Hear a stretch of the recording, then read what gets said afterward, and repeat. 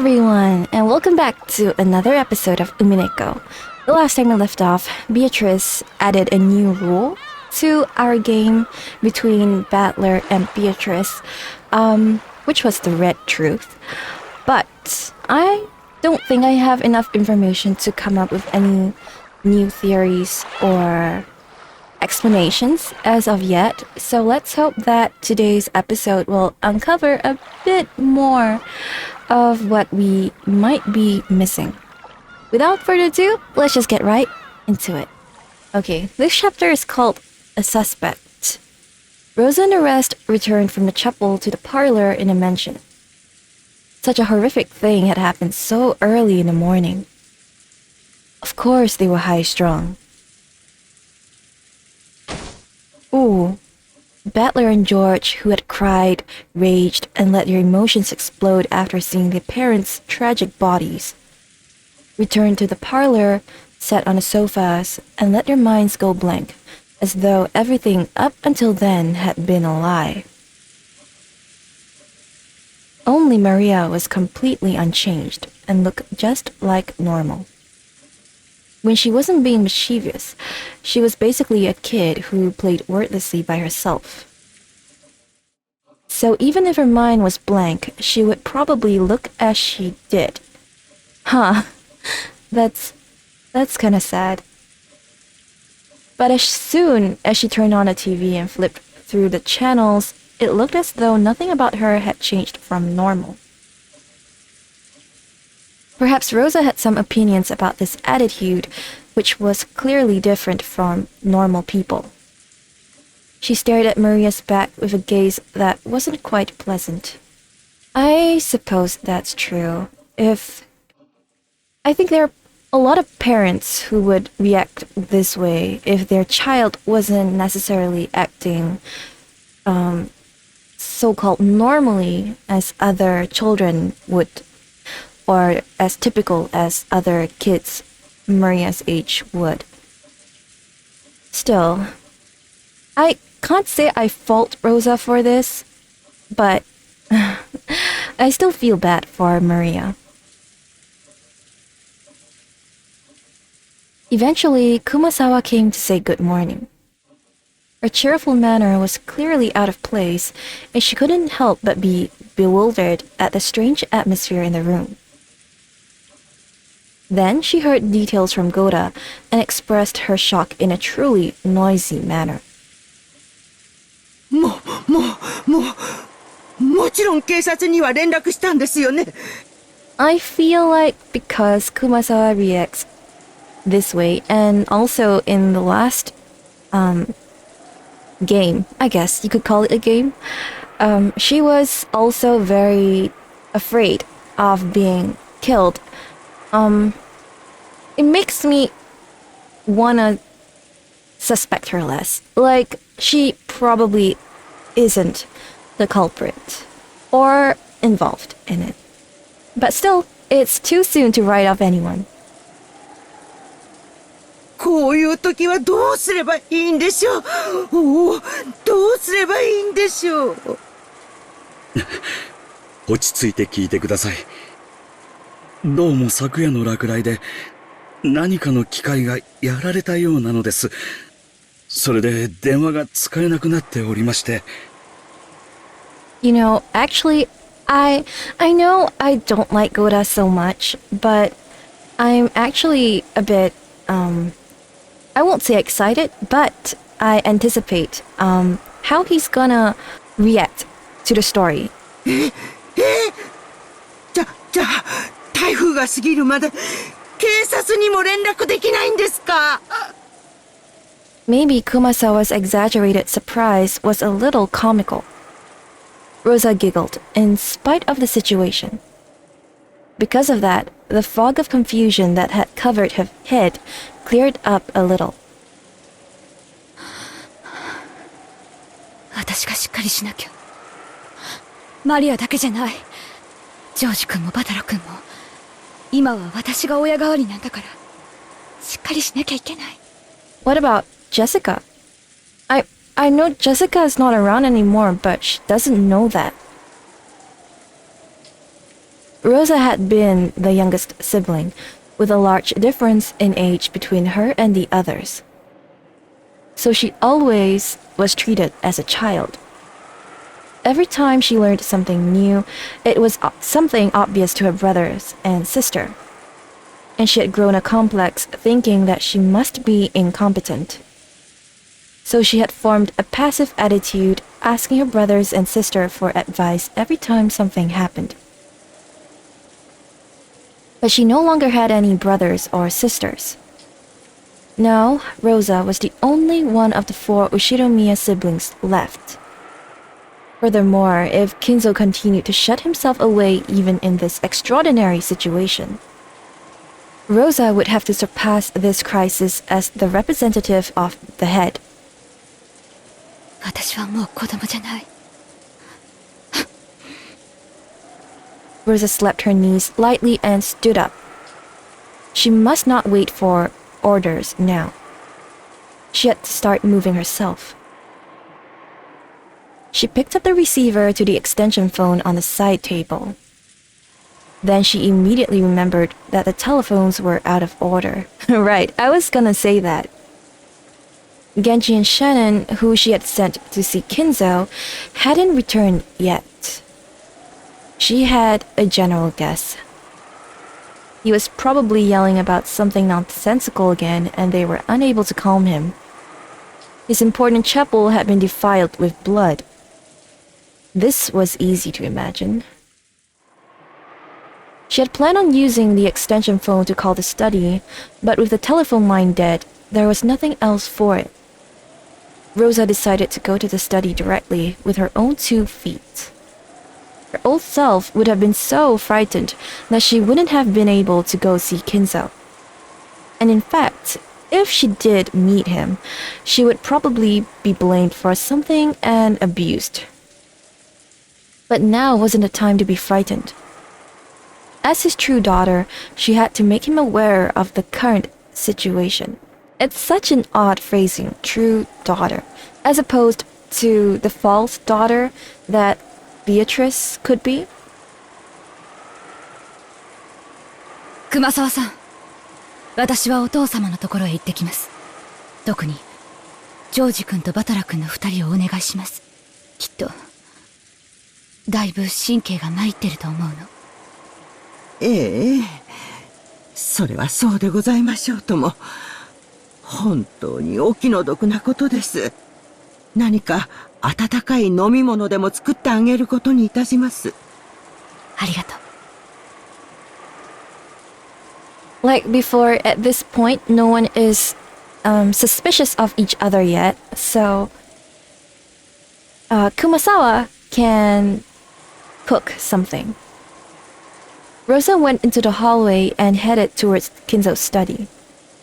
The atmosphere in the mansion, which she had spent her younger days in and should have been full of memories, seemed somehow different. I wonder if she will pass by the room with Jessica and Kanon. And she began to climb the stairs in the entrance hall. Just then, in the gloom down the stairs behind Rosa, something glowed. Oh! It was a single fluttering gold butterfly. It fluttered around and sparkled. Oh no, I'm not getting a good feeling at all. That butterfly quietly danced without a sound. Obviously. No one can hear the sound of a butterfly's wings beating.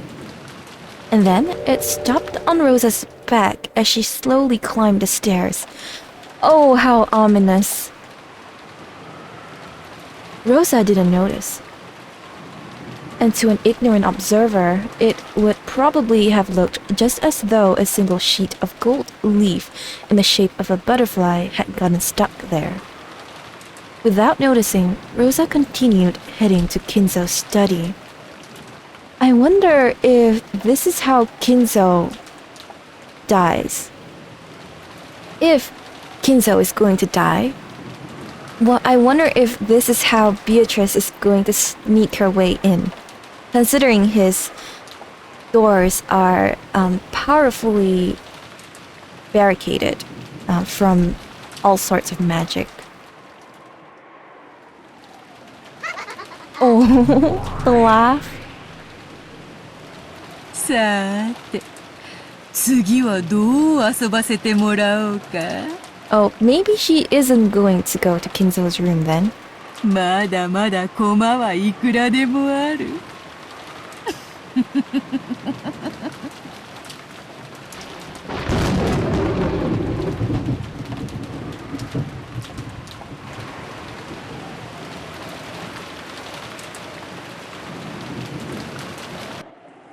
In the parlor, which had returned to silence, the only sound was that of the TV, which Maria was watching alone.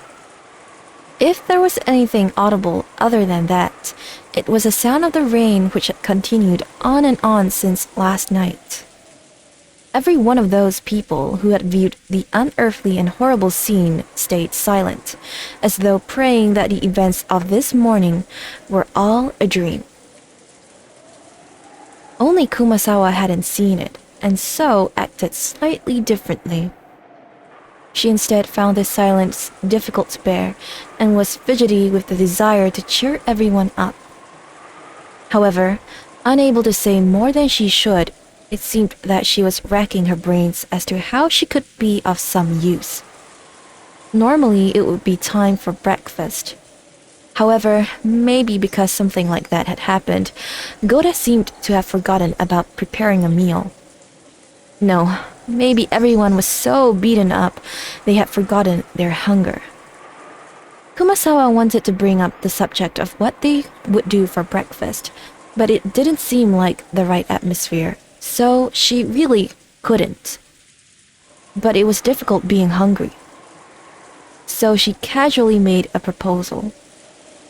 I feel like through what we have seen of Kumasawa, to me at least, it seems like she is someone who is a bit more on the, I won't say selfish, but more like someone who puts herself first, at least in the heat of the moment. But I suppose a lot of people might do that. But the good thing about Kumasawa is that she's someone who is cheerful, so she wants to always keep the atmosphere light and cheery. But, now she wants to satiate her hunger, which is fair enough, of course. 皆さんもいろいろあってお疲れでしょ。こういう時は温かい紅茶で体を温めるのが一番ですよ。それはいい提案ですな。私も賛成です。美味しい紅茶にジャムを塗ったビスケットなどいかがですか。そうそう、ハロウィンの時期が近いみたいで、かぼちゃ型の美味しそうなクッキーが棚にありました。Oh no, she's gonna ruin everyone's appetite now. あ、熊沢さん、それは。I suppose she didn't hear the entire story from Goda. Oh goodness. Of course, she had said the wrong thing. Because she had reminded Battler and the rest about that horrible and tragic Halloween party in the chapel. Nanjo hurriedly whispered into Kumasawa's ear. バトラさん、本当にすみません。悪気はなかったんですよ。いや、気にしてねえぜ。この煮えくり返るような怒りは。絶対犯人にお返ししてやるぜ。その犯人は、まだこの島にいるのかな。いるだろうな。何しろ。台風が過ぎるまで船は来ないんだ。そうですとも。船はちょっとの風でも欠航しますからね。ましてや台風では絶対に船になんか乗れませんよ。気持ち悪いな。兄貴もそう思うのか。俺もだぜ。犯人が例の謎の来客かどうかは捨ておいてもだ。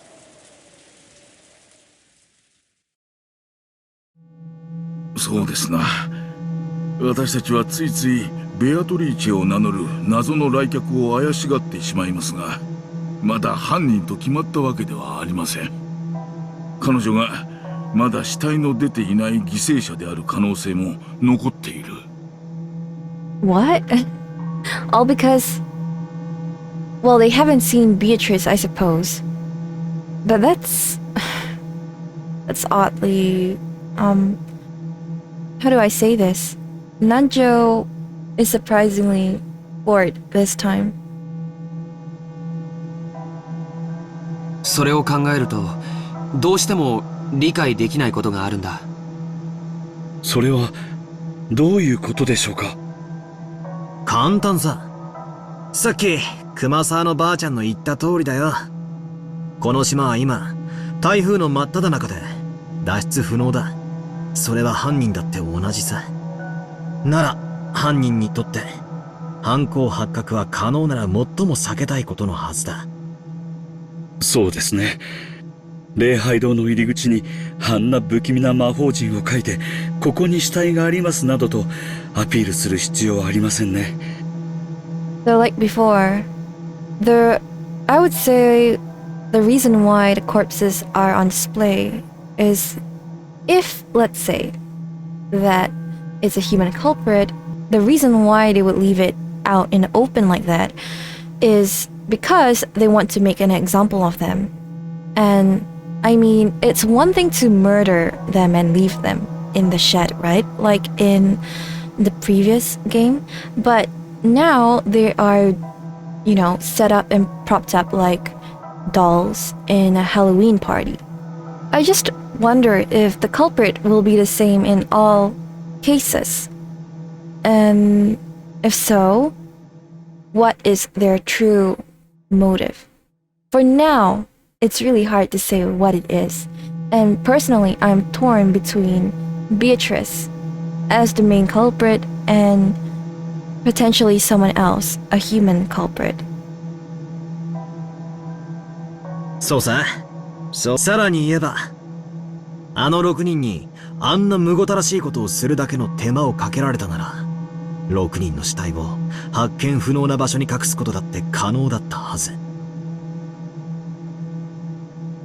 同感だね。あの残酷なハロウィンパーティーは多分、死んだ人たちに向けられたものじゃない。やがて発見する僕たちへ向けたものなんだよ。魔法陣はそのためのアピールだと言い切れるだろうね。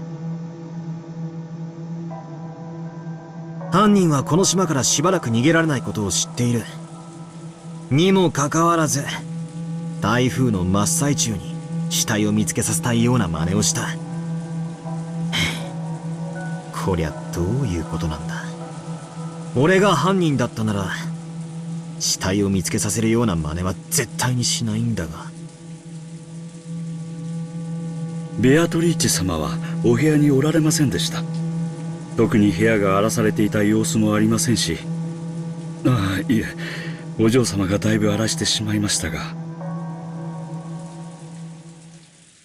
そういや、ジェシカは？カノンさんが様子を見てくれています。Oh no, I'm sad.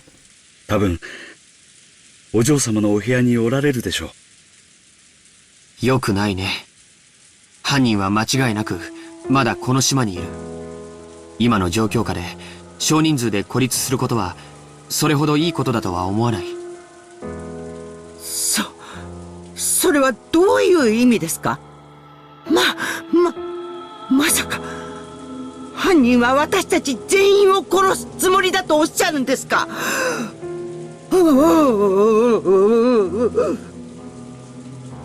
落ち着きましょう。まだそうと決まったわけではありません。Just thinking aloud, but if, let's say no one knows anything about the epitaph, right? If six people were to be killed and their bodies displayed so horrendously, what would the other remaining people on the island think? would they be scared? Naturally, I think people would be afraid that more murders will start to happen. More crimes will start to happen. If it was just one person, I think people will be less scared. They might think that someone just had a personal agenda, vendetta against that person. But if 6 people died at once, then I guess you will have to think about what was the motive, what ties them together, what's the common point between all 6 of them, and if the remaining people will fulfill that criteria as well.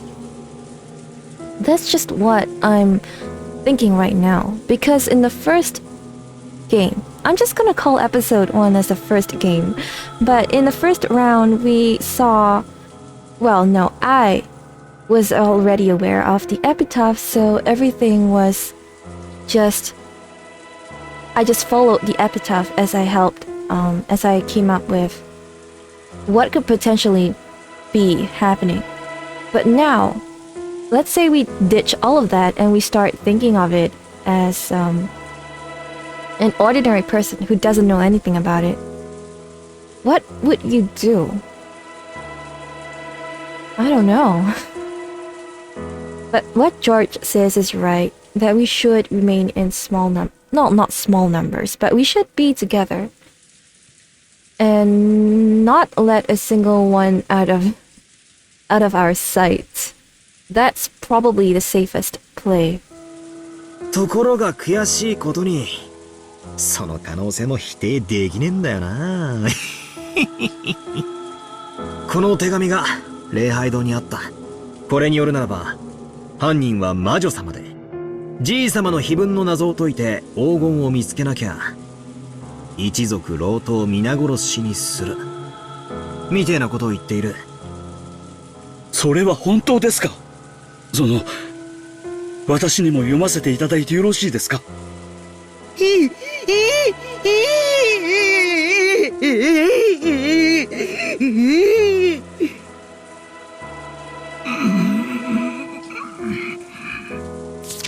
？As they read the witch's letter, Goda, Kumasawa, and Nanjo's faces grew even paler than they had been.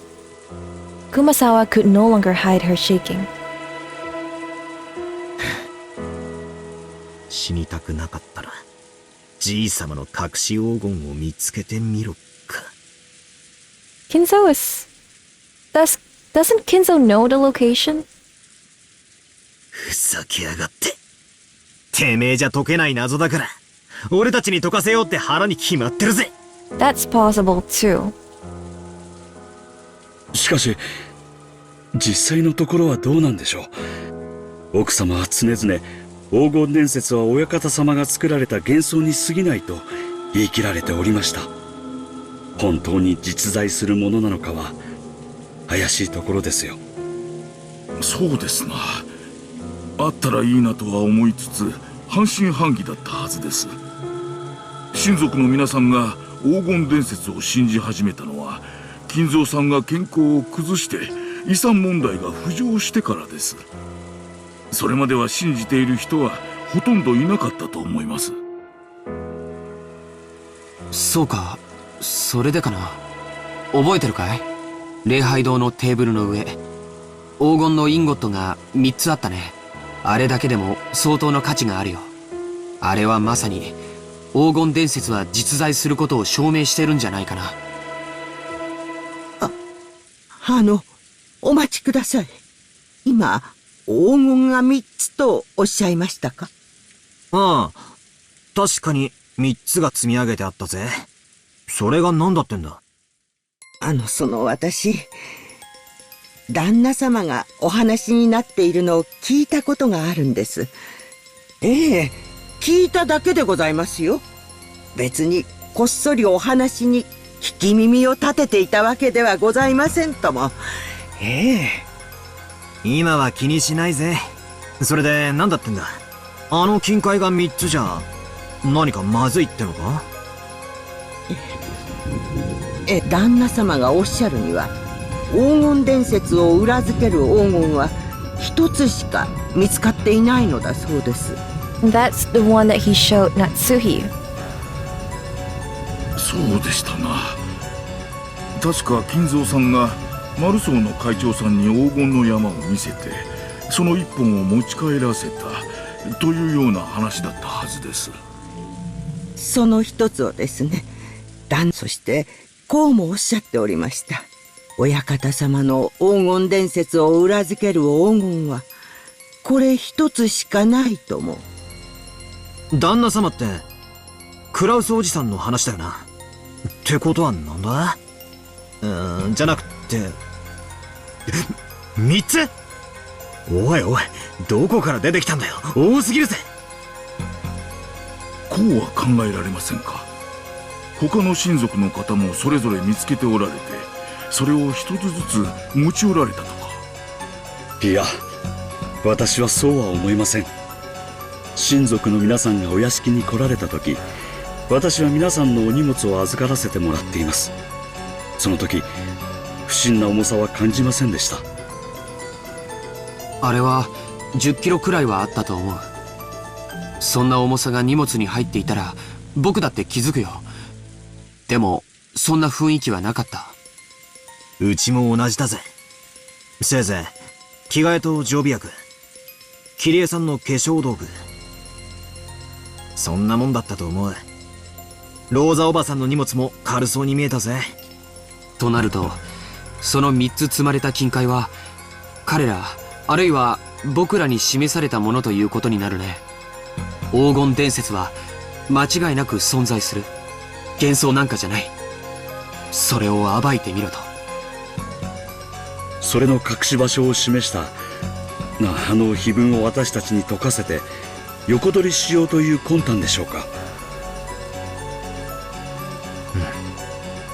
確かにそれが一番筋が通る。しかし腑に落ちない点もいくつかあるぜ。まず碑文を一番解けそうな人物である親たちが真っ先に殺されてる。これはいきなり矛盾があるように思う。そしてここがもっと腑に落ちない。黄金伝説は実在するって言ってどうして黄金が積めるんだ。まるで犯人はもう自分だけは黄金を見つけていて、お前らも見つけてみろって言ってるみたいに見えるじゃないか。犯人もクラウスおじさんのようにその3本を手に入れ黄金伝説を確信し、残りを僕らに探させようとしていると考えるのが一番しっくりくるね。And here I was thinking that the gold is all fake. チェス盤に駒がちっとも並ばねえ。犯人が何を企んでいて何をしたいのか何をさせたいのかがさっぱりだ。無駄なのか。何を考えても今の時点では。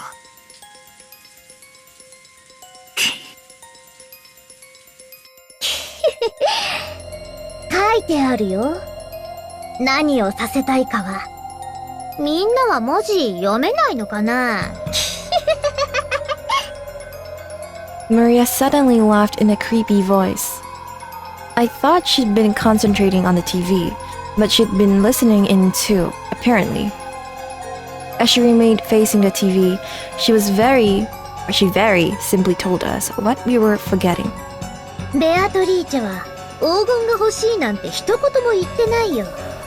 ベアトリーチェは碑文の謎をみんなが解けるか解けないか、それしか聞いてないんだよ。True. どうせ無理だろうって思ってるに違いないけどね。And to solve the riddle, to go to the Golden Land, maybe? Oh, goodness. I still don't know, because no one solved the riddle, but they were invited to the Golden Land anyway. So I wonder if these two things are not necessarily related.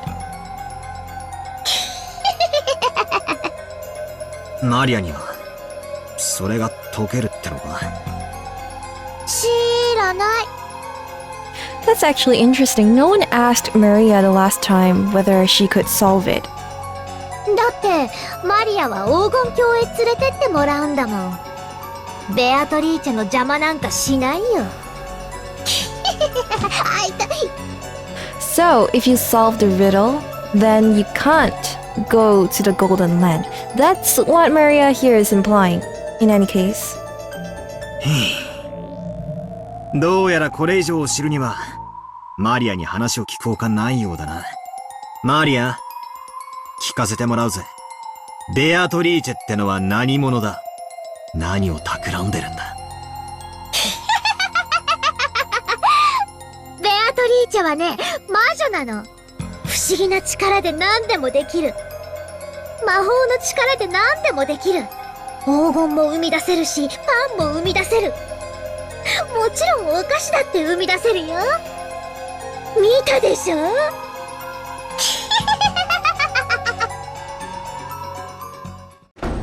？Ooh. A blackout? At that time, everyone jumped at the sound of a door being closed forcefully. Okay, no, it's not a blackout. We turned around to find that at some point, Rosa had returned, bringing Genji and Shannon. Then she rapidly approached Maria's, her heels clacking, and hit her sharply on the cheek. Ah. そんな話はやめなさい。バトラ君たちが気を悪くするでしょ。She's not wrong, but at the same time letting Maria talk might help them uncover more truth. Oh. Why? She didn't do anything. Without waiting for a response, she slapped Maria's cheek once more. Everyone could only stand there, shocked. ではわからないわよ。Are you seriously gonna be griping about this right now? はいわ。Oh goodness. She mercilessly slapped Maria's cheek again. Maybe she didn't feel like resisting after being hit twice. Maria weakly said yes. ローザさん、そこまでひどくすることはない。娘に対する教育です。口は挟まないでいただきます。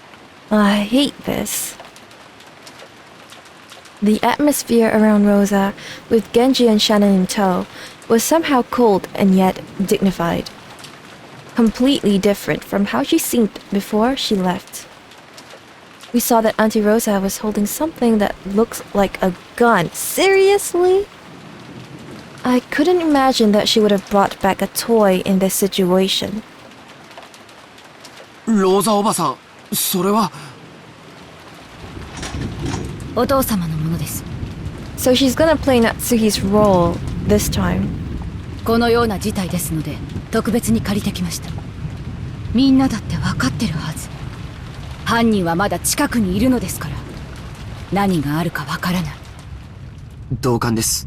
犯人が何を企んでいるかを探るよりも、僕たちは身の安全を先に考えた方がいいかもしれない。お父様はご無事でしたが、突然の出来事に多少取り乱していました。幸いにも部屋からは出ないと言っていますので安全でしょう。あと、私たちは極力同じ場所に集まるべきです。同感だぜ。相手がどこに潜んでいるのかもわからねえし、何しろ一人という保証もねえんだ。What? I shivered at the words that had come out of my own mouth. That's right. Could a single person kill 6 people and create such a horrible scene all alone? Isn't it natural to assume that this crime was carried out by multiple culprits? ローザさんに同感です。私たちは一ところに集まるのがいいでしょうな。ええ、私もそれが良いと思いますよ。ええ。お嬢様たちももうそろそろこちらへお呼びした方がいいかもしれません。そうだね。もう降りてきてもらおう。George Aniki made to grab the extension phone, but Goda-san shook his head. Alright, we can't use the phones right now. 俺と何人かで行ってこよう。ジョージの兄貴にゴーダさんも来てくれれば十分だろ。いいえ、みんなで一緒に行きましょう。 That's what I want to say, actually. 狼と羊のパズルなのよ。 Wolves and sheep puzzle? 私たちがここに揃い安定しているならこの状態が一番安全。狼と羊のパズル？おお、マリア持ってるよ。見せてあげる。マリア、テレビを消しなさい。ゲンジさん、ジェシカちゃんの部屋を教えてください。みんなで行きましょう。はい、ご案内いたします。さあみんな一緒に行動するわよ。私の指示に従って。 She so easily assumed the position as the leader, especially now that she has, well, what I would call the symbol of authority with a gun. We stood up. Maria alone looked like she had some lingering attachment to the TV, but she went along with everyone for now and got up. I just had this cute image in my head of Maria carrying the TV around, walking everywhere. シャノン、よかった。戻りが遅いから少し心配してたよ。ご心配をおかけしました。親方様より筆行のご命令があったもので。筆行？シャン。すみません。失礼しました。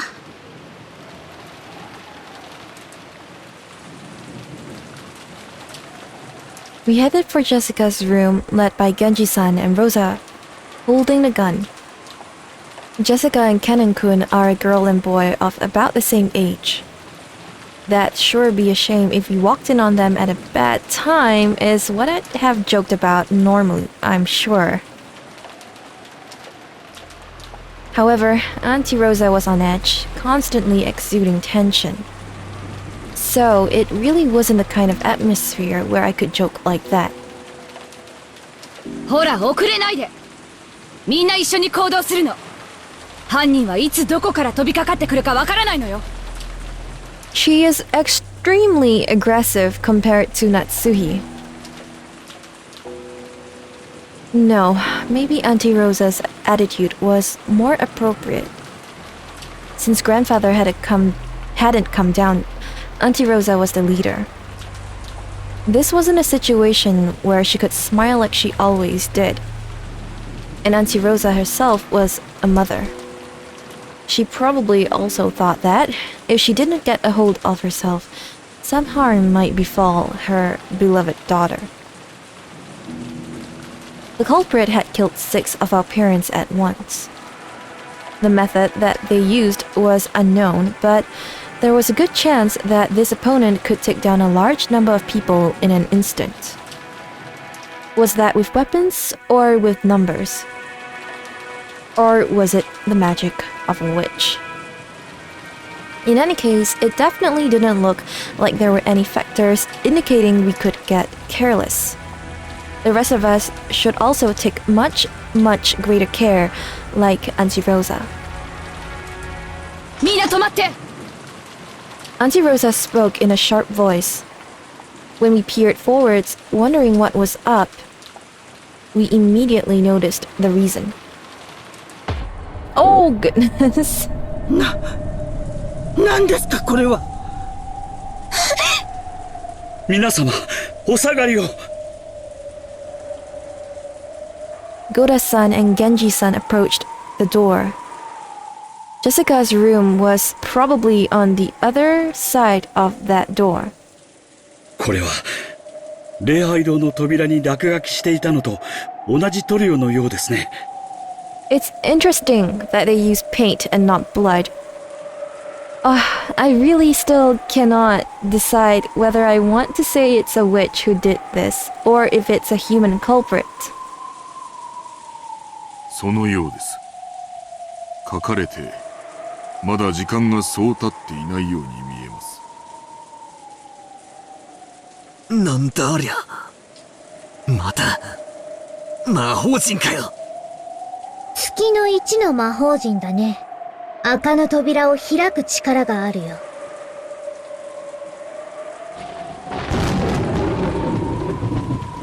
But we know that, well, no, I believe that Beatrice didn't need to have this symbol in or on the door before she got in. Which makes me wonder if all of this is just for theatrics. The door to Jessica's room had that creepy graffiti on it, which had been drawn on the door to the chapel. That strange shape definitely had some meaning related to the occult, but it didn't matter what that meaning was. We were more worried about whether those two were alright. そんなことはどうでもいいよ。ジェシカちゃんとカノン君は無事なの？嫌な予感がしますな。早くジェシカさんたちを連れて下に降りましょう。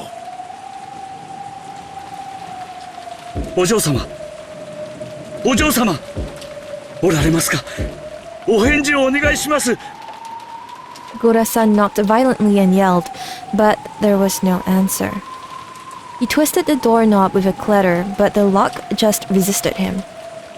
ローザ様、鍵がかかっているようです。仕方ないわ。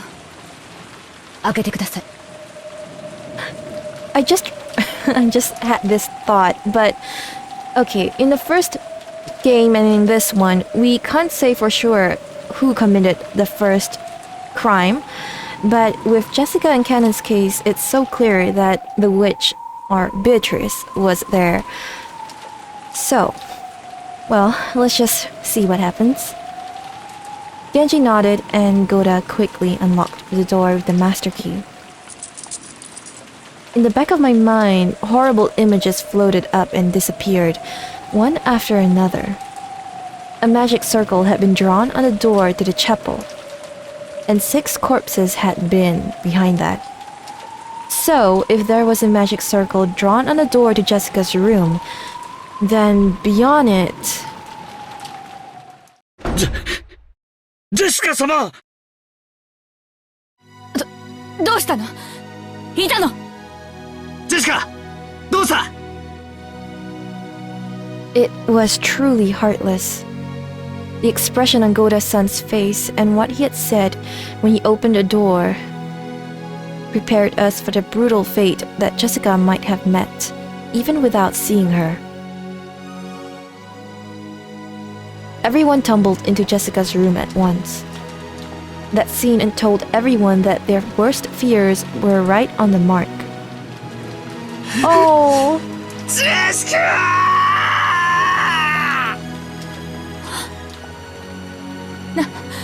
南條先生! The room seemed elegant for Jessica's age, and there she was inside it, lying on the ground. There was a large pool of blood on the floor, and there was a knife or something sticking deep into her back. Was it a knife? There was a design in the handle that had to have been done in a devil motif. There was no doubt that this weapon carried some kind of occult meaning. これはひどい。お亡くなりになっています。これは多分肺まで届いてるでしょうな。死んでからそう時間は経っていません。ジェシカ！くそ！くそ！バトラ様。甘かった。分かってた。島からは逃げられない以上、犯人は必ず近くにいたんだ。ならどうしてすぐに警戒しなかったんだ。甘えてた。犯人ってやつは罪を犯したらこそこそと逃げて隠れてるもんだと思い込んでた。あの時の僕たちは動転してた。ジェシカちゃんが怒りに身を任せて駆け出すのも仕方がないことだと思ってた。でも甘かったんだ。止めるべきだった。幸田さん、どうしてジェシカちゃんたちを放ってきちゃったの？あなたが一緒にいてくれたらこんなことには。いえ、それは私は危険ですから戻りましょうと言いました。ただお嬢様は一人になりたいと申しまして、カノンさんが自分に任せてほしいと言いまして、それを言ったら、カノンさんはどこへ？ Right, I knew the suspicion would shift to Kanon. そうだ、カノン君は一体。カノン君、どこに？カノンさんはお嬢様と一緒にいたはずです。一体どこに？まさかやられたんじゃないだろうな。Battler is so optimistic, or he refuses to doubt the people around him, because I think in this situation most people would immediately think that Kanon was the one who could have murdered Jessica. Although if you know the history between Kanon and Jessica, then maybe you might not think that way. 静かに。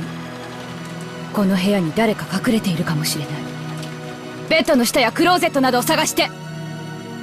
I guess the good thing about Rosa being in this situation is that she really knows how to take charge and what to do. There was also a chance that Kanon-kun's corpse had been pushed away somewhere. At Rosa-san's order, everyone searched the room together. But there wasn't a single human hiding anywhere.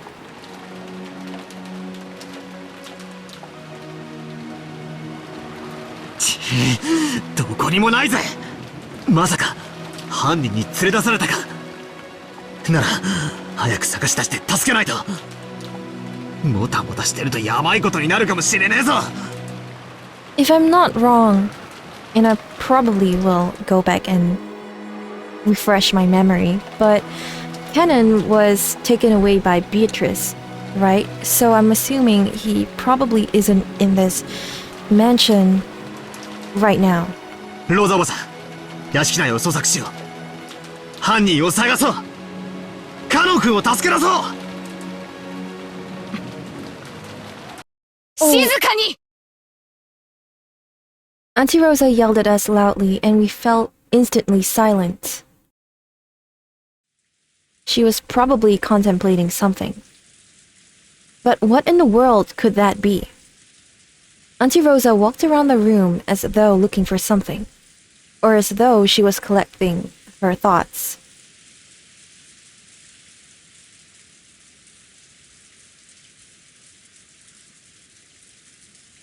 Then she found something on the side table by the bed and picked it up. 誰かわかる人、教えて。これは何の鍵かしら？ Auntie Rosa showed everyone a key with a cute mascot attached to it. Judging from its cute appearance, I didn't doubt that it was Jessica's key, but I had no way of knowing what key it was. おそらくこの部屋のお嬢様のお部屋の鍵でしょう。 Another locked room mystery. After hearing that, Auntie Rosa made a point of going outside the door and checking. Without a doubt, it was the key to this room. どうしてこんなところに置いてあるのかしら？普通、大事な鍵はポケットとかにしまわないかしら？お嬢様はご自分の部屋に施錠される習慣はあまりありませんでした。ただ、学校に行かれる時だけは、旦那様などに勝手に部屋を見られたくないと言って施錠されていたようですが。なるほど。登校してるわけじゃないから、ジェシカちゃんがここに鍵を置くのは自然なこと、ということね。この扉を開けられる鍵はいくつあるの？お嬢様がお持ちの一つだけですが。あなたたちのマスターキーでは開けられないの？開けられます。マスターキーは何本あるの？使用人の人は全員持ってるの？余剰分はある？はい。私たちは全員が持っています。余剰分は、どうでしょう。以前は何本かありましたが、奥様に不用心だと強くお叱りを受けまして、対応が取られたはずです。So what Shannon is saying is that, okay, right now, how many servants are there? We have Goda, Shannon, Kanon, Genji, and Kumasawa. That's 5. So there are 5 keys, and potentially extras that may or may not have been dealt with in the past. So that's 5 plus N keys. そうです。私たち使用人が1本ずつ持つのみです。それ以外は存在しません。How convenient. I was wondering if Genji would have the writ text on him. There are none. No other extras. I was waiting for this. ちょいと待て。確か、前回のゲームじゃ、マスターキーには余剰分があるって話じゃなかったのか。Hold up. Okay, so Battler is also calling that last round as the last game. それについてだがな、所在不明のマスターキーが何本もあっては、わらわにあまりに不利であることに気づいたのだ。This is so confusing now. So Beatrice is setting up a chessboard or a game. Is it really just all a game? そりゃそうだろうよ。密室で俺に魔法を信じさせたいお前にとっちゃ、想定外のマスターキーは非常に不利だろうよ。何しろ俺は、世情に関するトリックが登場するたびに、過去に紛失したマスターキーや、その複製を犯人が所持していてって論法で対抗していくつもりだったからよ。そうよ、その通り。だから、そこを崩す一手を打たせてもらうことにした。設定を変更する。マスターキーは使用人たちがそれぞれ持つ一本のみ。The only master keys are the one held by the servants, and 1 key each. So, 5 keys.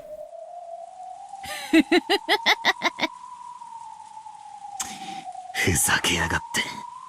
それより、こりゃどういう手なんだ。ローザおばさんは何を言っているんだ。さあな。話に耳を傾けてみるがよかろう。It seems like they're all just watching this play out from some other dimension.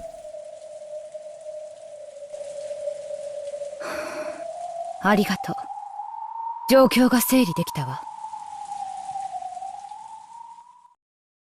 そして、ジェシカちゃんを襲った犯人、あるいはその一味の一人を特定できたわ。How? なんだって。それは誰だよ。まさか、ローザおばさんは、カノン君のことを言ってるんじゃないでしょうね。カノン君がどうしてですか？ But I want to say though, that if it was Kanon, by locking the door, isn't he basically incriminating himself or all the other servants? If it was Kanon, wouldn't he want to leave the door unlocked? It's so silly. この部屋は施錠されていたわ。そして、この部屋に施錠できる鍵は、使用人のみんなが持っているマスターキーと、ジェシカちゃんが持っているこの鍵しかない。でも、ジェシカちゃんの鍵は、ここに閉じ込められていた。ということは、施錠できたのはマスターキーしかありえないの。おっしゃる通りです。となれば、誰かがジェシカちゃんを殺し、そして施錠したことになる。その人物はマスターキーを持っていたわ。そして、マスターキーを持っていた人物は5人しかいない。そんな。私ではありませんよ、私では。そんなことできません。I just find it interesting that the person in power or that has authority, in this case, right now, that person in power is Rosa. Rosa is technically free of suspicion because she's the one who's controlling the narrative right now. No one is gonna point to her and say, Rosa, how about you? No one's gonna say that. At least I don't think so. 熊沢さんは朝が遅かった。私たちが礼拝堂から客間に戻ってきて、そこで会ったわけだけど、それまでの間、あなたがどこで何をしていたかは証明不能。物陰から私たちを伺っていて、孤立したジェシカちゃんたちの後を追い、こっそり襲いかかった。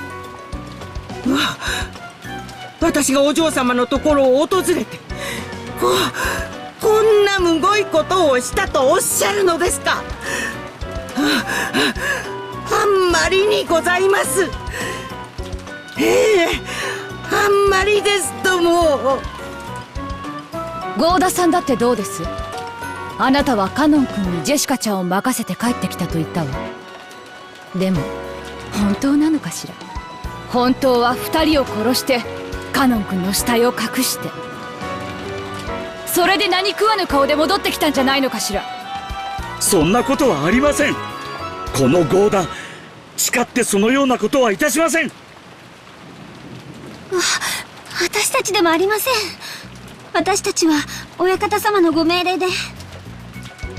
ええ、あなたと源氏さんについてだけは大丈夫よ。お父様から聞いた話でそれは裏付けられてる。2人はお父様の部屋でずっと筆行と立ち会いをしていた。お父様と私が保証するわ。ありがとうございます。こうなれば郷田さんと熊沢さんのどちらかが怪しいという論法になると思うの。私もこの部屋に入った最初はそう思った。でもね、おかしいと思ったの。ジェシカちゃんの遺体の様子を見て。みんなはおかしいと思わない？おかしいと言われますと？ジェシカちゃんは背中を刺されてるの。ほら、よく一般的に言うでしょ。背中を刺された事件は顔見知りが犯人の可能性が高いって。部屋に気を許せないような人を招き入れて背中を無防備にさらしたりなんか絶対にしない。まさかローザ様はそれをカノン君だとおっしゃるんですか？ええ、私たちは殺される直前のジェシカちゃんの様子をよく知ってる。両親の無残な遺体を見てジェシカちゃんはかなりパニックを起こしてたの。そしてその後に冷静を取り戻し、ひどく落ち込んだだろうことは容易に想像がつく。そんなジェシカちゃんが一人で部屋に閉じこもったという心理はとても理解できるの。そしてこの辺りの経緯は郷田さんの話とも一致するわ。一人にしてくれと言ったジェシカちゃん、そして年も近く思春期の関係もあったかもしれないカノン君が自分に任せてほしいと言った気持ち、本当によくわかるの。そしてだからこそカノン君をジェシカちゃんは部屋に迎え入れたと思うの。でも郷田さんや熊沢さんだったらどうかしら。部屋に入れてもらえたかしら。私はお嬢様に信頼を得ていたと信じています。I don't believe that Jessica would invite either of them into her room. So, what Rosa is saying is not wrong. ではありますが、なら郷田さんもやはり容疑者の一人ね。郷田さんは多分ジェシカちゃんには好かれてないと思ってたから、ナーバスなジェシカちゃんは部屋に入れなかったと思う。だから犯人ではありえないって思ったんだけど。いえ、To be honest, I don't really like how Rosa is playing, how should I say this? I don't want to say executioner, but somehow along those lines, she's deciding people's fates all on her own. And kinda looks like she's enjoying it. 残念ながらお嬢様にはお認めいただけていなかったかもしれません。熊沢さんはどうですか？私どもね、女組は年が離れすぎていて、お嬢様も私たちに心は開かなかったでしょうとも。ねえ、ゴーダさん。そうです。私たちではとても心を開かなかったでしょう。長身のお嬢様が私たちを部屋に入れてくれたわけなどありません。To me, it feels like a bit of a pointless conversation to have about how much Jessica opens their heart or her heart to them. Goda-san and Kumasawa-ba-chan each clasped their hands together, affirming each other with forced smiles on their faces. It was a really unpleasant routine. 昇進のジェシカちゃんが部屋に入ることを許した人物、無防備な背中を許した人物、そしてその人物はマスターキーを持っている。それらが示すのは一人、カノン君しかありえないのよ。待ってください。カノン君は決してそんなことは。あら、じゃあ他に誰が？ I do feel a bit like Rosa right now, in the sense that she did come to a conclusion through reason, but she also failed to think about the motive that Kanon would have. Why in the world would Kanon want to kill Jessica, the person that he potentially has feelings for? やっぱり幸田さんか熊沢さんが怪しいの。 And it's also unfair to write off the other people in this house just because they don't have the key. シャノンちゃんはどっちが疑わしいと思う？ねえ。 To be honest, the way that Rosa is acting is really giving me I don't know if you guys know this prison experiment Zimbardo? I think it's Zimbardo. Zimbardo's prison experiment, where there are people who are the guards and people who are prisoners. Rosa very much gives me the vibe, or she definitely is acting like someone who is in a position of power because of a gun, and is feeling very happy to be abusing that power. It's just how I feel about Rosa right now. Compared to Natsuhi, who you could tell was just looking out for the children and the people around her. Rosa is going out of her way to play judge with people's lives, and in this case, she is prompting Shannon to choose between two people who may or may not even have anything to do with the murder. I guess you could say it feels like Rosa is on a power trip, and I don't like that. 私はそんな。私ではありませんよ、シャノンさん。私ではありませんとも。もちろん私でもありません。お嬢様と仲が良かったのはカノンさんと、あとシャノンさんじゃありませんか。ああ、そうだったわね。シャノンちゃんならジェシカちゃんも部屋に入れてくれるかもしれない。でもあなたはお父様のところにいたはず。でも実はあなたが犯人なの。シャノンが犯人のわけはない。おじい様のところで大切な用事をしていたとさっき言ったはず。分かってる。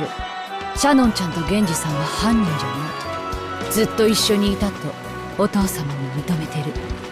さてみんなはどう考えるかしら。 Asked that, no one could respond. Because even if someone did argue back, they would then have to offer the name of a different suspicious person. And no matter whose name that person was here. No one could do something like that. Auntie Rosa glanced at each and everyone in turn, fingering the gun like it was a toy. She seemed so different from the normal, kind Auntie Rosa. No, it's probably because I still don't feel how much danger we are in. Poor Battler, making excuses for Auntie Rosa. Maybe until Auntie Rosa's attitude seemed natural to me, I wasn't fully appreciating the danger. 意見はないよね。じゃあ私の意見を言うわ。カノン君が死体なき犠牲者である可能性はもちろん否定できない。でも死体が見つからない限りカノン君が容疑者である可能性も全く否定できないわ。ひょっとするとカノン君は犯人に襲われてどこかに監禁されていたというような口実でひょっこりと現れるかもしれない。でも用心して。多分おそらくカノン君がジェシカちゃんを殺した。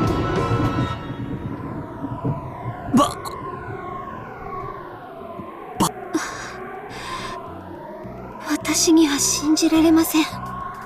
カノン君がお嬢様をなんて。あんまりです。僕もシャノンに同じだよ。カノン君が犯人だと決めつけることには反対だ。なら郷田さんと熊沢さん、どっちが犯人なの？怪しい方を教えて。私たちではありません。There's absolutely no reason for Rosa to need to do this. In Jessica's room, no less, at this moment. She could have everyone at least move to the parlor to have this discussion. But she wants to go and force everyone to make a choice right then and right now. カノン君じゃなくてこの扉を施錠できるのは誰なの？シャノンちゃん？ジョージ君？ねえねえねえねえ。Auntie Rosa closed in on Shannon-chan and George Aniki, laughing unpleasantly. Of course, they couldn't say anything back. They wanted to believe in Kanon-kun, but if they did, they would have to suspect the other servants. The simplest culprit was the mystery guest, Beatrice. But she was nothing more than a guest and didn't have a master key. Then, if Beatrice was the culprit without a master key, do we have to accept the argument that she really is a witch and locked the door with the power of magic? 汚ねえ論法だ。汚ねえ。汚ねえ。何を悩む？わらわのせいにしてしまえ。19人目の謎の来客のせいにすればよいではないか。そうすれば人間どもの醜い押し付け合いを見ずに済むぞ。つまりなんだよ。犯人は19人目の来客。ベアトリーチェ。こいつは魔女だからマスターキーがなくても魔法で施錠できた。そいつを認めろってのかよ。ふざけるな。ふざけるな、ふざけるな。 But still, Beatrice, Battler is watching all of this. Shouldn't he have seen Beatrice use her own powers to kill Kanon and Jessica? But if he's reacting this way, does it mean that he can only see parts of the game? Oh goodness, her face! 前回のゲームでお前の弱点は知り尽くしているぞ。さあ、どうするどうする？お前はわらわを絶対に認めないのだったな。ならカノンというちょうどいい生贄を使えばよい。カノンがジェシカを殺した。ローザの説を支持すればこの場は丸く収まるぞ。カノンはもう死んでいるのだ。死者に気遣う必要などあるまい。そしてこの場にいる誰も疑わずに済む。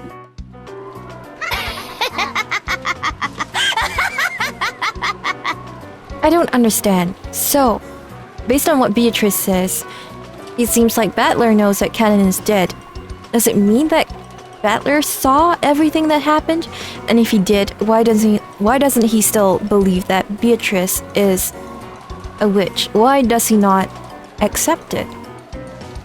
ちくしょう！お前を認めたりはしない！ Is he just throwing a childish tantrum? でもカノン君が犯人だなんてそんなことはありえない。私は誰も疑いたくはありません。しかし疑わしきは黒ということもあるにはあります。とにかく用心するに越したことはないでしょうな。南條先生、それはどういう意味ですか？勘違いしないでください。私はカノンさんを犯人だと決めつけたいわけじゃない。しかし事情がわかるまでカノンさんが犯人の可能性もあると、そう思っておいた方が安全だというのです。そうですわね。用心はしてしすぎることはありませんもの。It didn't seem as though anyone blamed Nanjo. In reality, no one thought that Kanon was the culprit. But if they didn't suspect him, they would have to suspect one of the servants here. We didn't want to do that. We didn't want to suspect. We didn't want to be suspected. それで正解よ。警戒してしすぎるということはない。それについて異論はないわね。いい？この殺人事件にはお父様の黄金伝説が関わっている可能性がとても高い。だとすれば数百億円の莫大な黄金を独り占めしようと企む何者かの犯行に違いない。それだけのお金が手に入ればどこの国でも生涯遊んで暮らせるわ。そのためなら私たちを皆殺しにすることだってあるかもしれない。マスターキーを持っていないという理由でジェシカちゃん殺しについてだけは19人目の来客ベアトリーチェを容疑者から外した。 No, I disagree. I think that's not a good way to go about it. Because even if Beatrice doesn't have the key, she could easily obtain one from one of the servants, steal one from one of the servants, or perhaps is colluding with one of them. でも事件に関わってないとは言えないわ。何しろ莫大な黄金ですもの。犯人は複数人いる可能性だって否定できない。今この瞬間この中に犯人に買収されている人間が混じっているかもしれない。 As Auntie Rosa yelled, she looked all around, her gun still raised. Don't believe anyone, suspect the person next to you. That's what she was saying. But no one wanted to suspect. They didn't want to suspect anyone here. The weakness in their hearts demanded an answer from those not here. 容疑者でないと信じることができるのは2つしかない。自分自身と、そして死体になったものだけよ。No, that's still not true. Remember, corpses can always be pretending to be dead. それはカノン君も同じ。死体が見つからない限り、彼はジェシカちゃん殺しの最有力容疑者なのよ。だから用心して、もし生きてたとしても、何かの理由を取り繕っても、絶対に信用しちゃダメよ。いいわね。Oh my. No one gave an answer of their own initiative. However, those who met Auntie Rosa's eyes had to nod their heads. Humans are social beings. In other words, from the time they are born, trusting each other is imprinted in their genes. It is unpleasant to go against that. They definitely don't want to suspect anyone. But if they had to suspect someone, they thought that choosing one of the people not here right now would be the most acceptable. For just that reason of acceptability, they had passively chosen to sacrifice Kanon.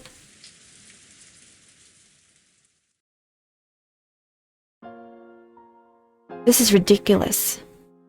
I definitely don't want to believe that Kanon-kun is the culprit.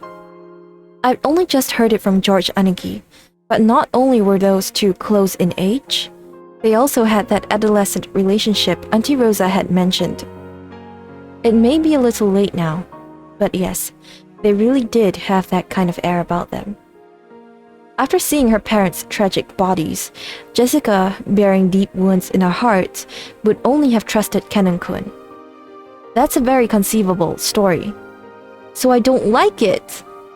Kanon-kun was the only one she trusted. So she wouldn't have let anyone but Kanon-kun in. So he was the only one who could have killed Jessica. I just can't accept that line of argument. わかった。カノン君がもし現れても油断しないで。カノン君の無実を証明できない限り、私たちはジェシカちゃん殺しの犯人をカノン君だと仮定します。Guilty until proven innocent. Auntie Rosa made that claim.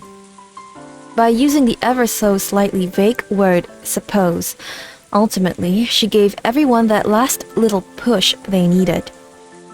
Everyone nodded weakly, and under the excuse that they were just temporarily supposing it, they concluded that Kanon-kun was the culprit who had killed Jessica.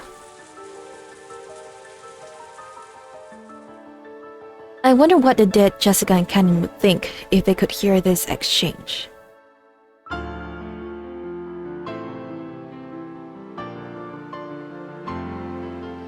Oh. Jessica was crying. She was crying in the chest of the person who had put his life on the line to fight for her, Kanon. Aww. It was frustrating. So frustrating it felt like her chest would explode. She grieved and resented how far the dignity of the dead had been trampled. あいつら、なんでカノン君のことを犯人扱いするんだよ。死体がないからです。死体がないとなんで犯人扱いなんだよ。カノン君は私のために命がけで戦ってくれたんだぜ。それであの魔女に戯れに死体を消されて、それで犯人はカノン君だなんて、ひどいぜ。ひどすぎる。いいんです。結局守りきれなかったけれど、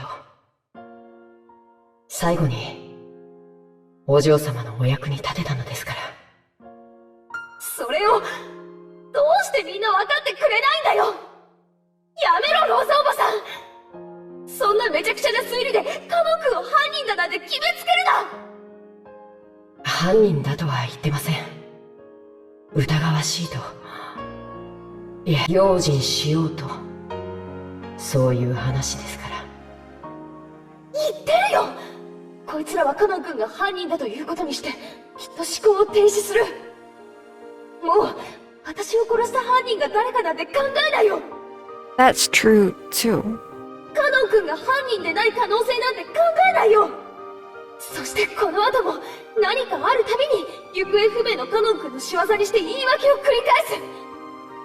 私はそんなの耐えられないよ。いいんです。お嬢様だけは真実を知っています。私だけが知ってたって意味がないんだよ。死んで分かった。真実ってのは生きてる人間のものだ。真実が残らなかったら死者は報われない。何のためにカノン君が命を懸けたのか分かんなくなっちゃう。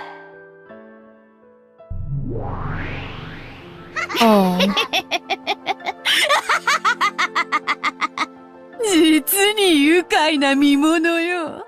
死者の嘆きほど甘い蜜も珍しい。嘆け嘆け。そなたがいくら嘆こうとも、死者の声は決して聖者には届かぬ。畜生！畜生！誰でもいい！私の声を聞いてくれ！カノン君は犯人なんかじゃない！カノン君は死体を消されただけなんだ！どうしてそれがわかんないんだよ！お嬢様。こんなの嫌だ！悲しい！悔しい！これじゃカノン君は殺されそうじゃないか。死者の名誉は聖者が認めなきゃ得られないんだ。誰でもいい。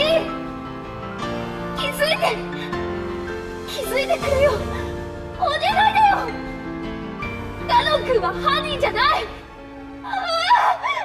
行くなよみんな。頼むからそのままで終わりにしないで。行かないで。 This is so sad. Rosa proclaimed that this room should be sealed until the police came. The rest didn't want to suspect each other, so they happily accepted that. They accepted Kanon as the tentative culprit. Without even imagining how much disgrace that gave to the dead, they accepted it. お嬢様、もういいんです。ありがとう。行くなよみんな。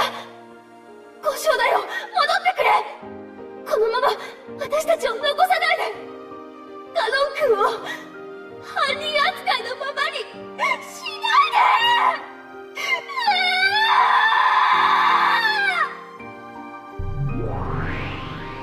届かぬわ。死者の嘆きは決して届かぬ。笑わせるぞ、お前のその顔。届くと思ってるだろう。届かないんだよ、ジェシカ。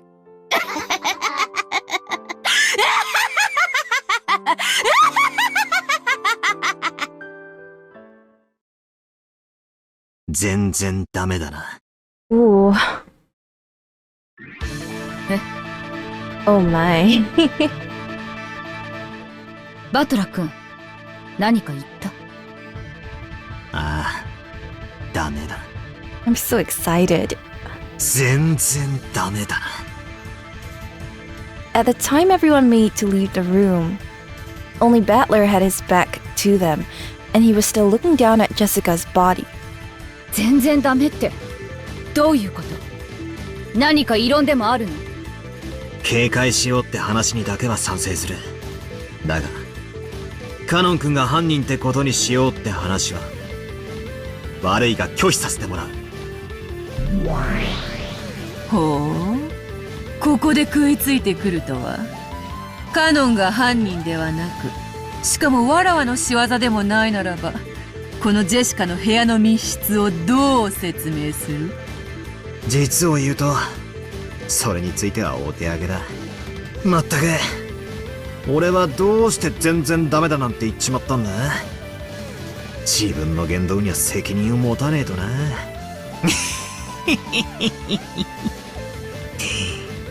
理論武装ゼロの都市空間だがな、俺はこれ以上指を加えてないぜ、ベアトリーチェ。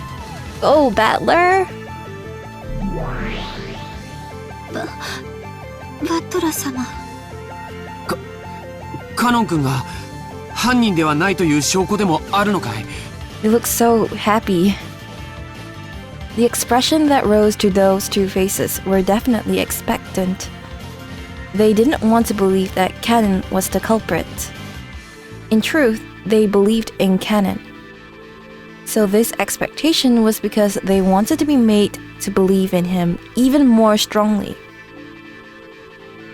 ならバトラ君は他の使用人の誰を疑うの？ I don't like how Rosa immediately asks if it's the other servants. She doesn't want to entertain the possibility of someone outside their circle. 郷田さん？それとも熊沢さん？よせよ、ローザおばさん。俺は熊沢のばあちゃんという人をよく知ってる。たまに仕事をサボってたりするが、いつだって人を楽しくさせようとする人だ。たとえ金に目がくらんだとしても殺しだけはする人じゃねえ。バトラーさん。そして郷田さんとは俺は昨日会ったばかりだ。正直この人のことはまだよく理解していない。だが分かったことがある。私はこんなに楽しそうに飯を作る人を俺は見たことがない。同じなんだよ。熊沢のばあちゃんと同じだ。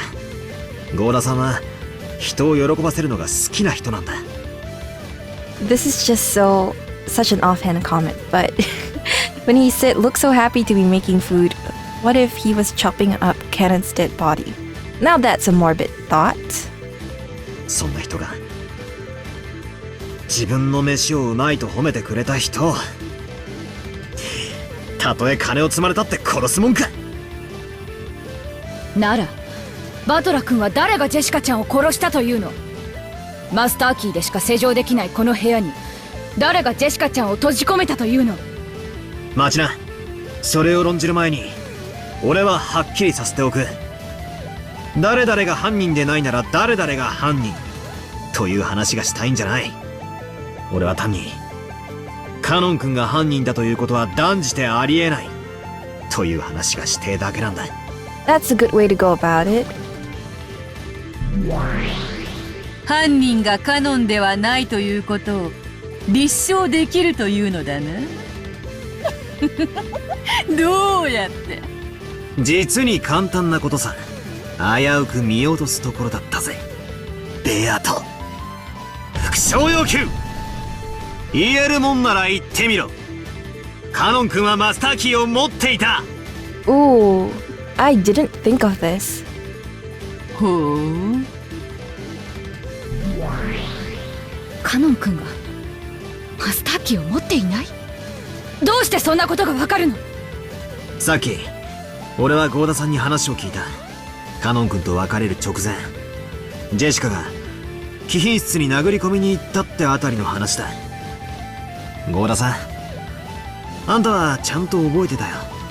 あんたはカノン君の名誉を守った。私がですか？同じ話は僕も聞いてたよ。でも僕にはよくわからなかった。説明してくれるかい、バトラ君。そうさ、ジェシカは貴賓室の鍵を開けるときカノン君に鍵を借りたが返さなかった。 Oh my goodness. だからカノン君はマスターキーを持っていないんだ。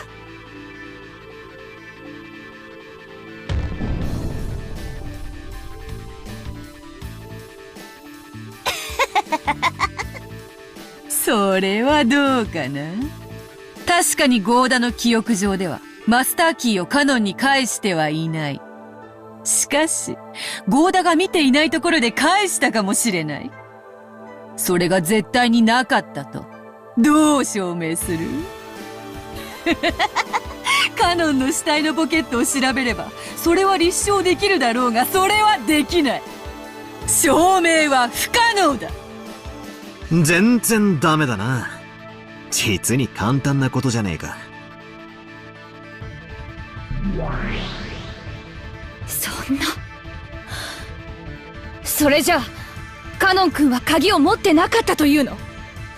ああ、そしてその証拠はジェシカを調べればわかるはずだ。ジェシカのポケットにカノン君のマスターキーが入ってるはず。南條先生、調べてくれるか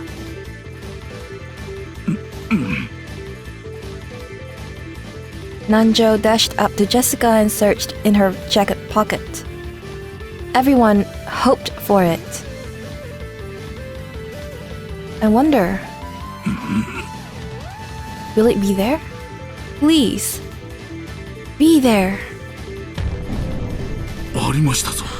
Oh, これですかな。はい、それがマスターキーです。間違いありません。 at Genji's statement, there was a small ooh of joyful voices. それがカノン君のマスターキーだ。もう一度言うぜ。カノン君はマスターキーを持っていない。だから施錠できたわけがないんだ。確かにそのようね。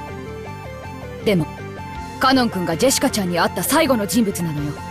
疑わしいことに変わりはないわ。予想ぜ。人間ってのは本来信じ合う生き物のはずだ。なのに世知辛い世の中を生きるために疑り深さを覚えちまう。だから何でも疑っちまう。俺たちは悲しい生き物だな。その差がを俺は否定しねえ。だが証拠なき断定だけは許さない。疑わしきは黒じゃねえ、白だ。もちろん世の中は狼だらけさ。人を不用心に全て信じろとは言わねえ。だが黒だと断定するならば、完全な証拠を用意しろ。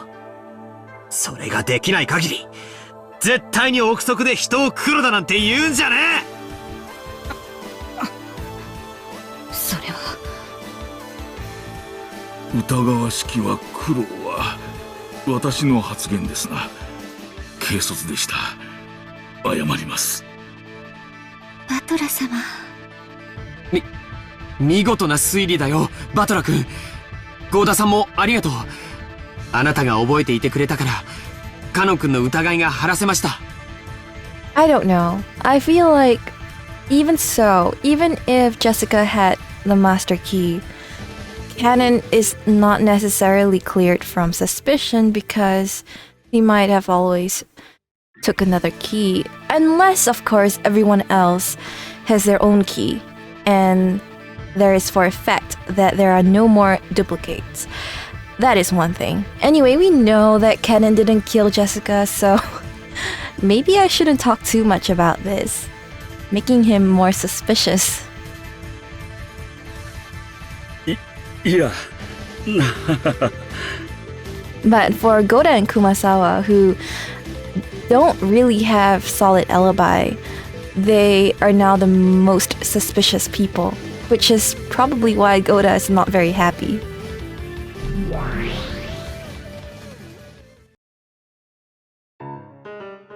Clap, clap, clap. It was a dry sound of the witch's applause. お見事、お見事。なかなかやるではないか。やべえな。まんまと餌ごまに引っかかっちまったか。そなたは見事。カノンにだけはこの部屋の扉を施錠できなかったことを証明した。使用人は全員マスターキーを持つはず。それが根拠となり、カノンが犯人扱いとなっていたのだから、少なくともその疑いは見事に晴らせたな。となると、ジェシカを殺した犯人は、どうやって扉を施錠したのか。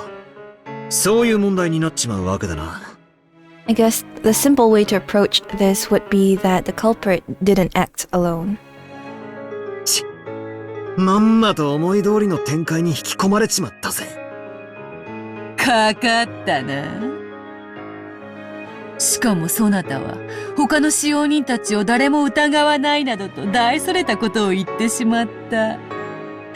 さーて、どう言い作ろうのか見ものよ。うるせえぜ。早速始めるぞ。どうせがっつり否定されちまうんだろうが、先にこの部屋が密室であることの定義を確認させてもらうぜ。よかろう。まず、隠し扉の類は一切ない。出入りはこの扉からだけだ。扉の施錠は、ジェシカの鍵が1本と、使用人たちが1本ずつ持つマスターキーのみ。Alright. And are the windows a way in and out as well? 2階ではあるが、窓から出入りすることも可能だろう。しかし窓は内側から施錠されている。いきなりチェス盤をひっくり返させてもらうぜ。多分、扉がどうこう、施錠がどうこうって論法から入るのは、お前の手のひらから出ない。好きにするがよい。さてさて、何を復唱すればよいのやら。復唱要求。カノン君はこの部屋で殺された。うん。カノンはこの部屋で殺された。死体はわらわが魔法で消したがね。Oh man. I still can't decide what to believe. 続けて復唱要求。カノン君の死体はこの部屋にある。拒否する。復唱はできぬ。なぜなら、死体はわらわが魔法で消したからだ。そりゃ言わねえよな。そこにどうせ秘密があるに決まってるんだ。くそ。謎の論点はどこなんだ。マスターキーもなく施錠したことなのか。施錠された室内にいる二人をどうやって殺したかなのか。それとも、二人を殺し、どうやって脱出したかなのか。悔しいが、外堀から埋めてくしかないぜ。復唱要求。最後の施錠は、マスターキーによるものである。これも拒否する。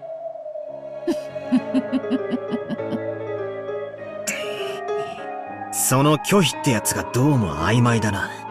復唱不能だから拒否なのか、本当は復唱できるのにわざと拒否してるのかがわからねえ。礼拝堂の鍵の時は、そなたにすっかり逆手に取られてしまった。わらわが有利なうちは、わざわざリスクのある赤を使って発言する必要がない。ただそれだけのことよ。そうなんだよな。本来、赤ってのは、俺の陳説をあんたが封じるときに使うもんだったんだよな。わらわが有利になるように使うのは当然のこと。上げ足を取られるリスクが分かっている以上、無駄には使わぬ。さて、次はどういう手で来る？ゴーダや熊沢を疑う手がおそらく一番使いやすいぞ。くそ。誘導されているようでムカつくぜ。しばらく黙ってろ。もちろん、この扉は礼拝堂の時と同じだ。施錠時にはいかなる方法をもってしても出入りはできぬ。さらに言うと、部屋の外から鍵を使わずに施錠するようなからくりも通用せぬぞ。So you need a key to lock the door.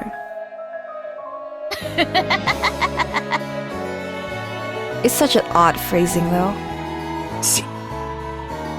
頼まれてねえ時にばかり赤を乱発しやがって。Let's back up. Let me just think. I'll lay out everything I know. First, there are two victims. Jessica and Kanon-kun. Kanon-kun's corpse isn't here, but Beatrice admitted in red that Kanon-kun was killed. So even without a corpse, he's included as a victim. There are a few questionable points, and depending on which I focus on, my line of thought changes a lot. First, after the culprit committed murder in this room, how did they lock it? If we assume the culprit was one of those holding a master key, it's extremely simple. But I want to avoid that if I can, because I would have to suspect Goda-san or Kumasawa-san, no, in the worst case, even Shannon-chan and Genji-san. At this point, I noticed something. I'm contradicting myself. I'm cutting my own throat. How? I want to deny Beatrice no matter what. I want to erase the existence of that brutal, fickle, ridiculous witch. In order to do that, I have to explain everything with humans, not magic. But that also means suspecting some human. I don't want to suspect someone. Of course, if there was some clear proof, I would have to believe that person was the culprit. But as long as that didn't happen, I didn't want to cast any suspicions. Am I just green? Am I just a kid who doesn't want to have my feelings, which tell me that at least this person or that person couldn't be a murderer, betrayed? I want to deny that it was a witch. I also want to deny that it was a human. That's the problem. That's the problem that I have right now as well. Now, I don't know what is what anymore. そもそもそなたとわらわのゲームは、わらわの存在を否定できるかどうかだけが勝利の条件だった。それだけでもそなたに不利なゲームなのに、そなたは勝手に勝利条件を増やし、自ら勝利を困難なものとしてしまっている。Alright, I know this game is still very confusing to me, but if we take it at face value, then, and I think I've said it before, but the only conditions to win is for Battler to explain it as how a human possibly could have done it. So even if Beatrice was the one to actually erase Kanon's corpse and killed Jessica, he has to still explain it in a way that humans could do it. That's what I believe is happening right now. Although it's still debatable what the bigger picture of all of this really is. It's just as she says. If I started arguing that someone holding a master key was the culprit, this locked room could be easily broken. However, since the number of keys that could open this door are limited, and furthermore, it's clearly known who holds them, saying that would mean that I was suspecting someone I knew well. No, have I just been averting my eyes? In that locked room tricked with the chapel, which had been exhilarating to destroy, I had proposed that someone stole the key from Maria's handbag and returned it. If that theory was right, then the question becomes, who could have stolen the key from her handbag? Maria's handbag had probably been at its most unguarded when she was sleeping. In that case, in addition to me, George Aniki and Jessica are also suspects. George Aniki or Jessica was his culprit? Or maybe an accomplice? All of our parents had been killed. Wait. And yet, one of us consented to that and assisted with the crime? We had lamented, mourned, and shed tears in the chapel. And yet, one among us had been lying?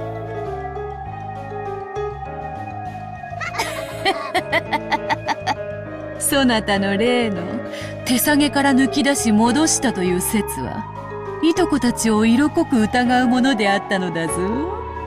にもかかわらずそれに気づかないふりをしてよくもあれだけの説をシャーシャーとのたまえたものよ。くそ。だからって親族や使用人の誰かが犯人だって保証はねえ。お前が例えば段ボール箱にでも隠れながらコソコソと近づいてきて熟睡してる俺たちの部屋に忍び込んで鍵を奪った可能性だって十分あるじゃねえか。それについてはそれでもよかろう。19人目の来客であるわらわを疑うことで彼らに疑いをかけずに済むならば、ジェシカの部屋の施錠はどうする？わらわは魔法で鍵を開けることは造作もないが、さすがにマスターキーは持たぬ。わらわの魔法を否定するならば、わらわを疑うことも否定せねばならんぞ。そしてそれはつまり、そなたら18人の中の誰かを疑うことよ。親切にありがとうよ。少し整理できたぜ。俺にとっての目的は、人間である19人目の来客、ベアトリーチェがどうやって犯行に及んだかに迫ることだ。そうすれば、誰も疑わずに済む。それができればな。愚かな男よ。こんな部屋、本来は密室でも何でもない。何しろ、開けることのできる鍵は、合計で6本もあるのだからな。Is that a hint from Beatrice? そしてそれらの所有者は何人もいる。誰でも疑える。疑い放題よ。なのにお前はわざわざそれらを全て否定し、自分で密室を作ってしまった。わかるか？これは、お前の思考的矛盾が生み出した密室なのよ。他の誰でもない、そなた自身が扉を閉ざしているのだ。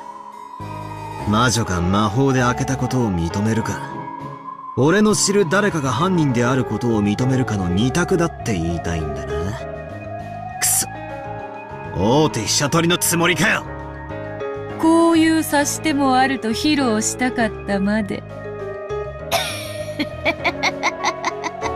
さて、どうする後ろ宮バトラー。実に簡単な話じゃないか。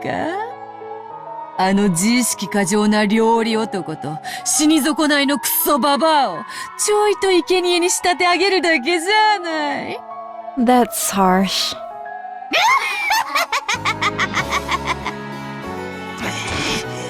くそ、幸田さんと熊沢さんを疑えばそれでいいのか。ダメだ。俺は幸田さんが犯人だとは思えない、熊沢さんが犯人だとは思えない。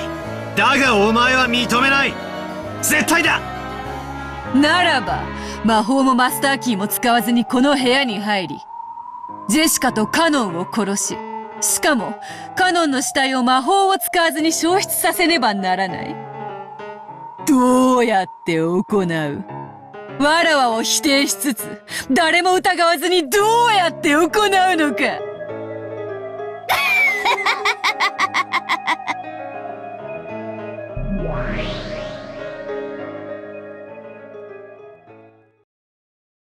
リザインだ。Really?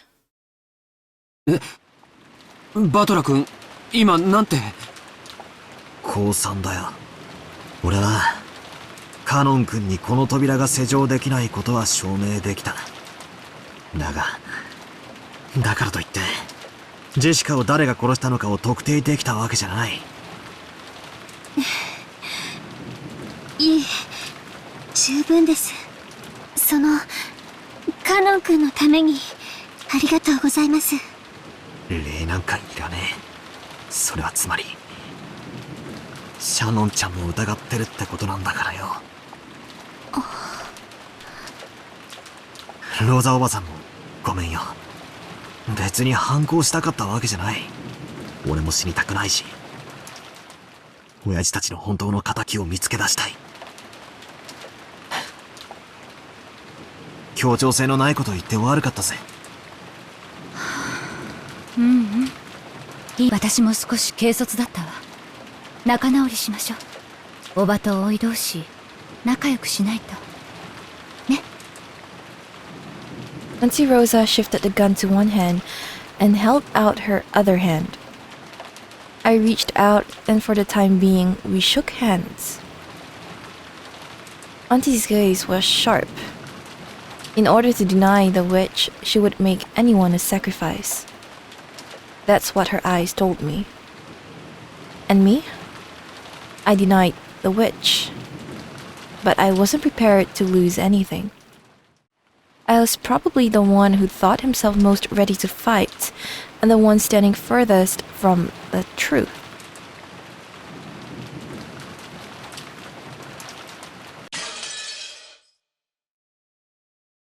So Battler lost this round.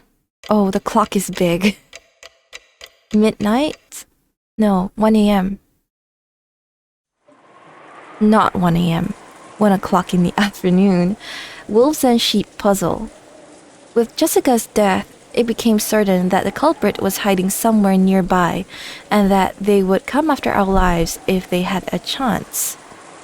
According to Genji-san, when tomorrow morning comes, the boat should arrive.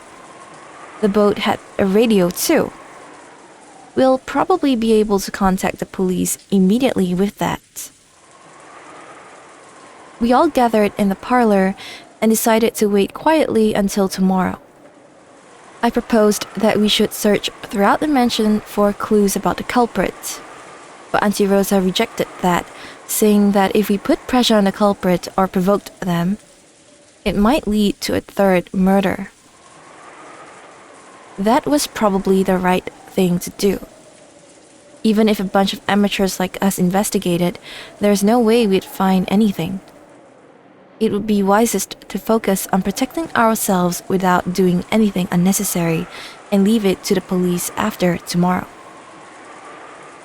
We had been tense in the beginning, but other than Auntie Rosa, most of us had spent all morning watching TV and were getting bored, so our sense of danger had grown much less intense. When we thought about it, even though there certainly had been 6 adults killed at once in the first murder, that made us imagine that some backhanded method like poison had been used. And in the second murder, it was thought that those 2 had become sacrifices because they were unfortunately isolated from the rest of us. From this, we imagined that there weren't a great number of culprits and they didn't have the ability to kill this large group gathered in the parlor all at once. Right now, in this parlor, there was George, Aniki, and me, Maria, Auntie Rosa, Genji-san, Goda-san, Shannon-san, and Kumasawa-san, and finally, Dr. Nanjo. A total of 9 people were here.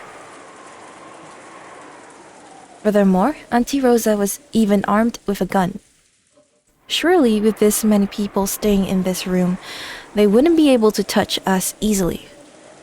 That feeling of security, along with the passage of time, allowed us to recover from the shock of that morning bit by bit. Incidentally, lunchtime had just ended for us. However, it had been a canned food lunch, a far cry from last night's dinner, which Goda-san had skillfully made for us. Auntie Rosa, too, had suspected that poison had been used in the murder of those 6 people. So, we probably couldn't deny the possibility that the culprit had snuck into the kitchen during all that confusion in the morning and mixed poison in with the ingredients there. Auntie Rosa had ordered us, all of us, not to put anything in our mouths except safe foods like canned food until the police came. It's funny that no one, well, not funny, but it's strange that no one suspected Rosa yet, when in the first round, everyone already immediately suspected Eva because she was the only Ushiromiya that was alive and could have a claim on the inheritance. In Rosa's case, it's exactly the same, but no one has yet said anything, probably because she is also playing the leader. No one would want to suspect her. Although I would say she is probably the most suspicious, I guess. I mean, the one with a motive in any case. As a cook, Goda-san must have felt very let down. As though he wanted to display his skill anyway, he said that he at least wanted to bring the plates and pile them up with canned food. At first, Auntie Rosa had been reluctant, examining each one of the plates that were brought, but she hadn't been able to find anything to complain about. And Goda-san's chef's picked canned food combo lunch had become a reality. Goda-san had said something about the taste being savored not just with the tongue but with the eyes too. I found myself agreeing. It had been the same canned food we ate for breakfast, but it felt like something completely different. Ah, バトラ、見て見て。これが狼と羊のパズル。As I was sitting lazily on a sofa with no desire to watch TV, Maria came over, pulled a picture book out of her handbag, and held it out to me as she said that. なんだよ、その本は。狼と羊のパズル？どれどれ？ Wolves and sheep puzzle. It was a phrase that Auntie Rosa had said this morning when we had gone to call on Jessica. At that time, I hadn't known what it meant. And then after that, there was the uproar with Jessica's body, so I'd forgotten about it completely. The book that Maria held out to me looked like a foreign picture book or something that had been translated. Opening it, I could tell the book contained an assortment of puzzles. 何匹かの狼と羊をね、一台のボートを使って対岸まで連れてくパズルなの。ああ、そんなルールのゲームを聞いたことあるな。これはそれの狼と羊バージョンなのか。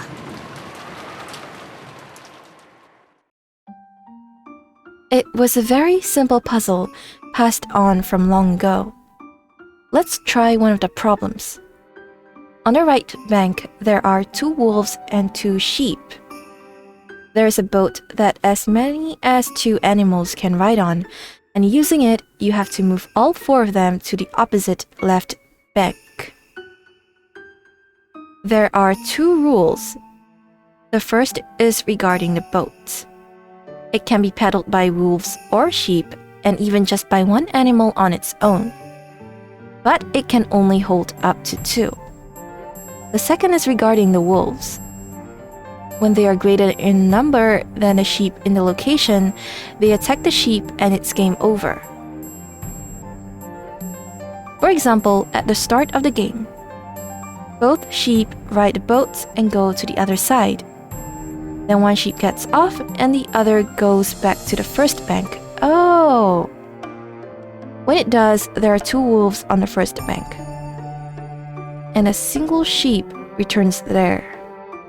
When that happens, there are more wolves, so the sheep is attacked and it's game over.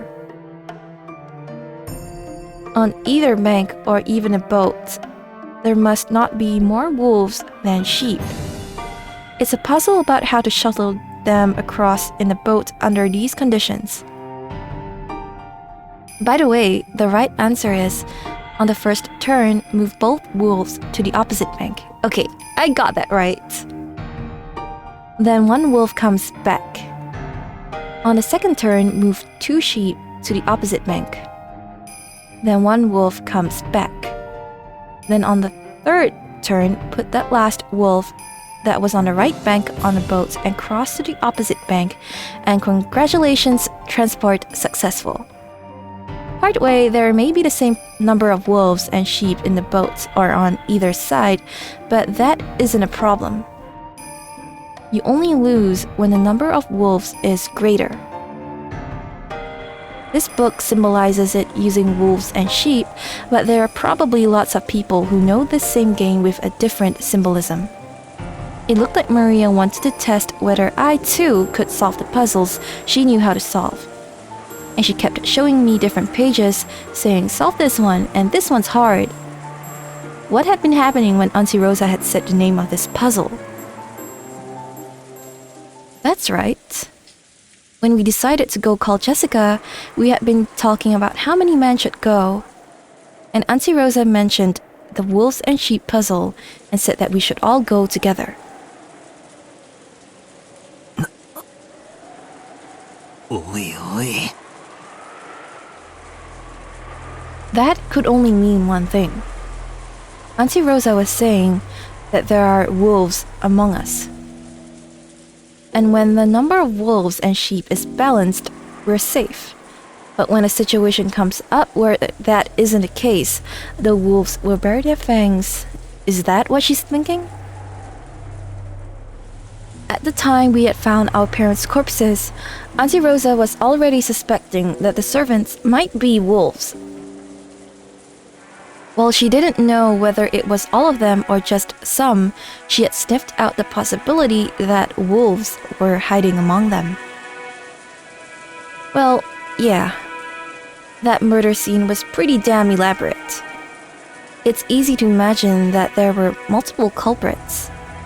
And considering that she had the idea already in mind when we went to Jessica's room, where Jessica had been alone with a servant, Kanon, and had been killed, it isn't hard to imagine why Auntie Rosa had suspected the servants so persistently. "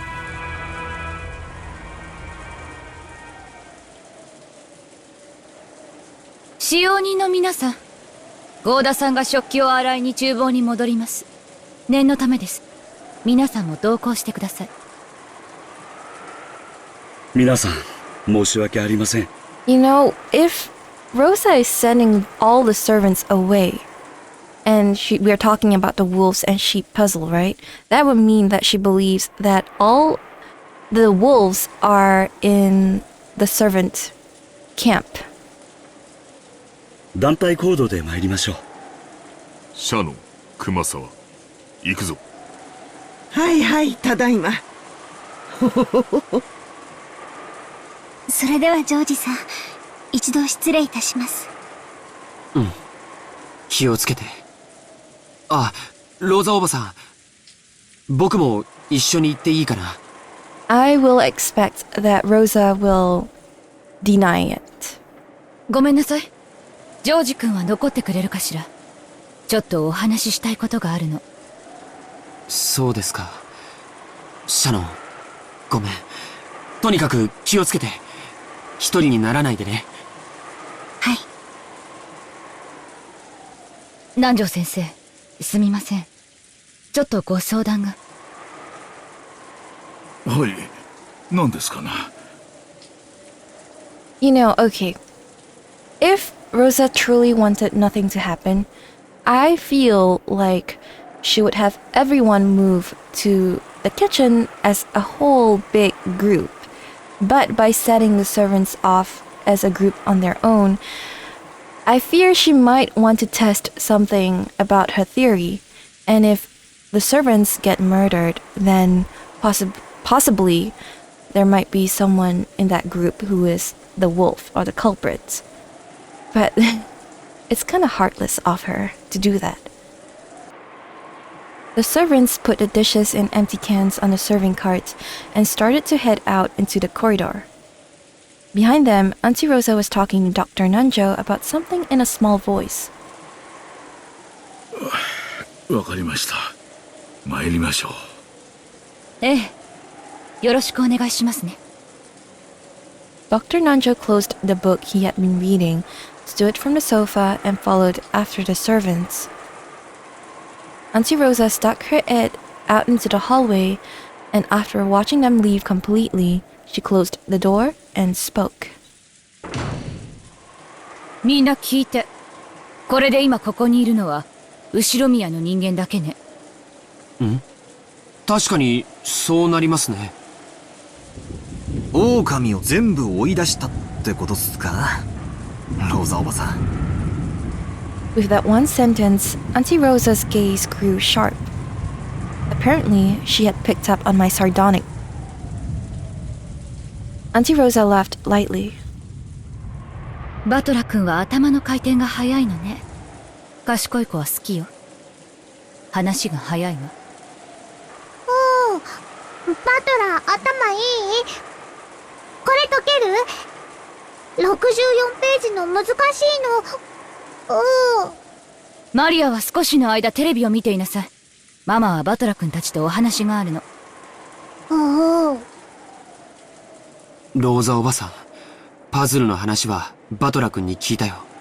用心深いのは悪いことじゃないと思うけど、さすがに疑り深すぎるのもどうかと思うよ。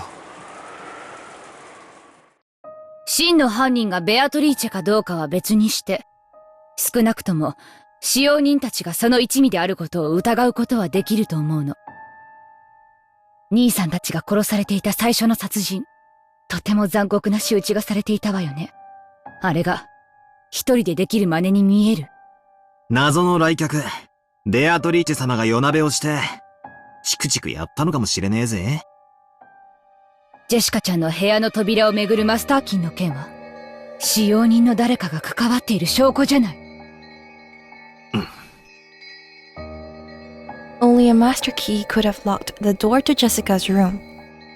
In that case, we can only suppose that one of the servants locked it.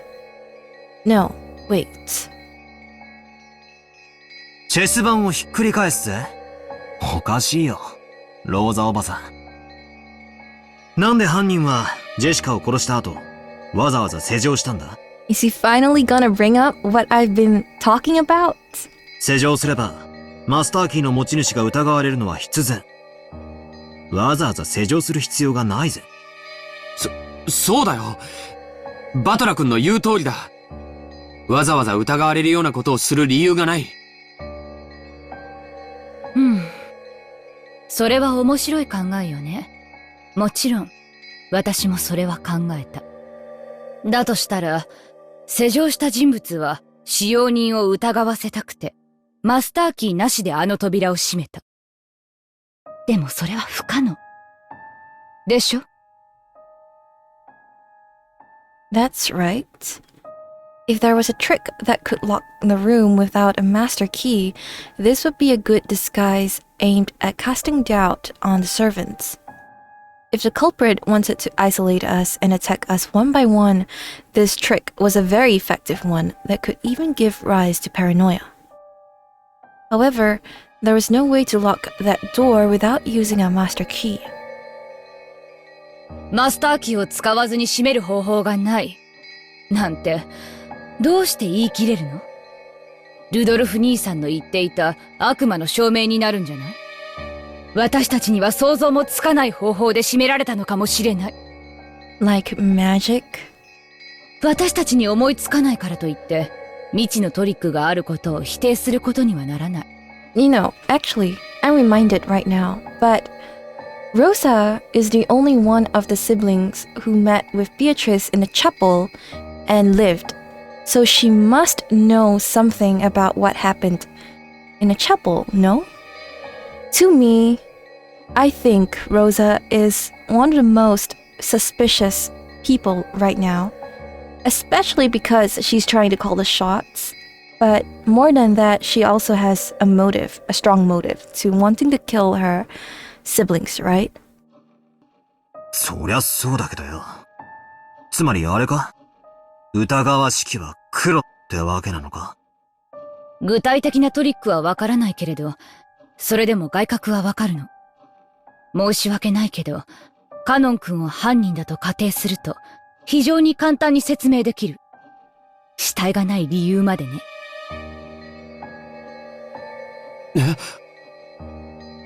だって、カノン君はマスターキーを持ってなかったんですよ。他の使用人ならともかく、カノン君にだけは施錠はできなかったはず。なるほど。それでローザおばさんは、ジェシカの部屋に入って早々に、俺たちにクローゼットなんかを探せと言い出したわけか。ローザおばさんこそ、普段の様子から想像できるより、頭の回転が早いな。Because she's a culprit, probably. 妹の頭の回転速度は、常に姉マイナス1よ。今は誰にも気を使う必要がないからせいせいするわ。George Aniki realized that she was referring to Auntie Eva and seemed a little disturbed about how he should take that nasty remark. Right. Should I talk about my theory now? Should I wait until later? Okay, you know what? I'll just talk about it right now. Basically, here's what I am going to propose. It's that Eva is working with one of the servants who has the master key to... She killed everyone in the chapel, maybe, and then afterwards she killed Jessica and Kanon. Well, in the case of Jessica and Kanon's death, I think it's likely that Rosa could have been the one, considering she seemed to have known what to look for, who to cast suspicion on, and she was very hell-bent on trying to make the servants look very suspicious.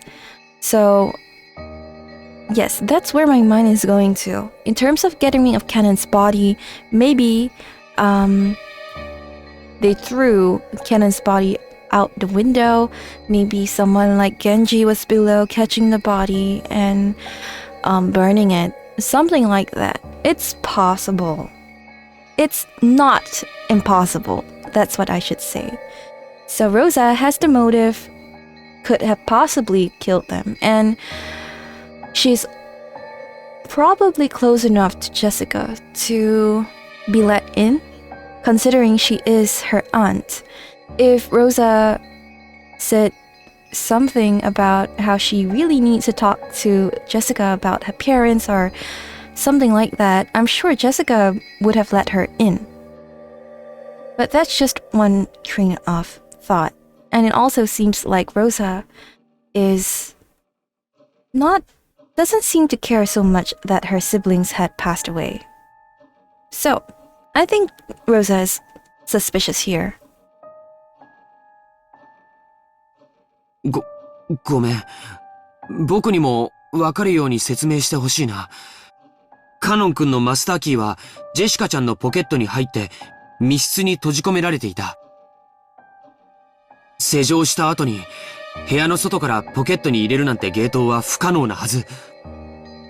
違うんだよ、兄貴。ローザおばさんの想像しているやり方なら、このトリックはカノン君にしか使えない。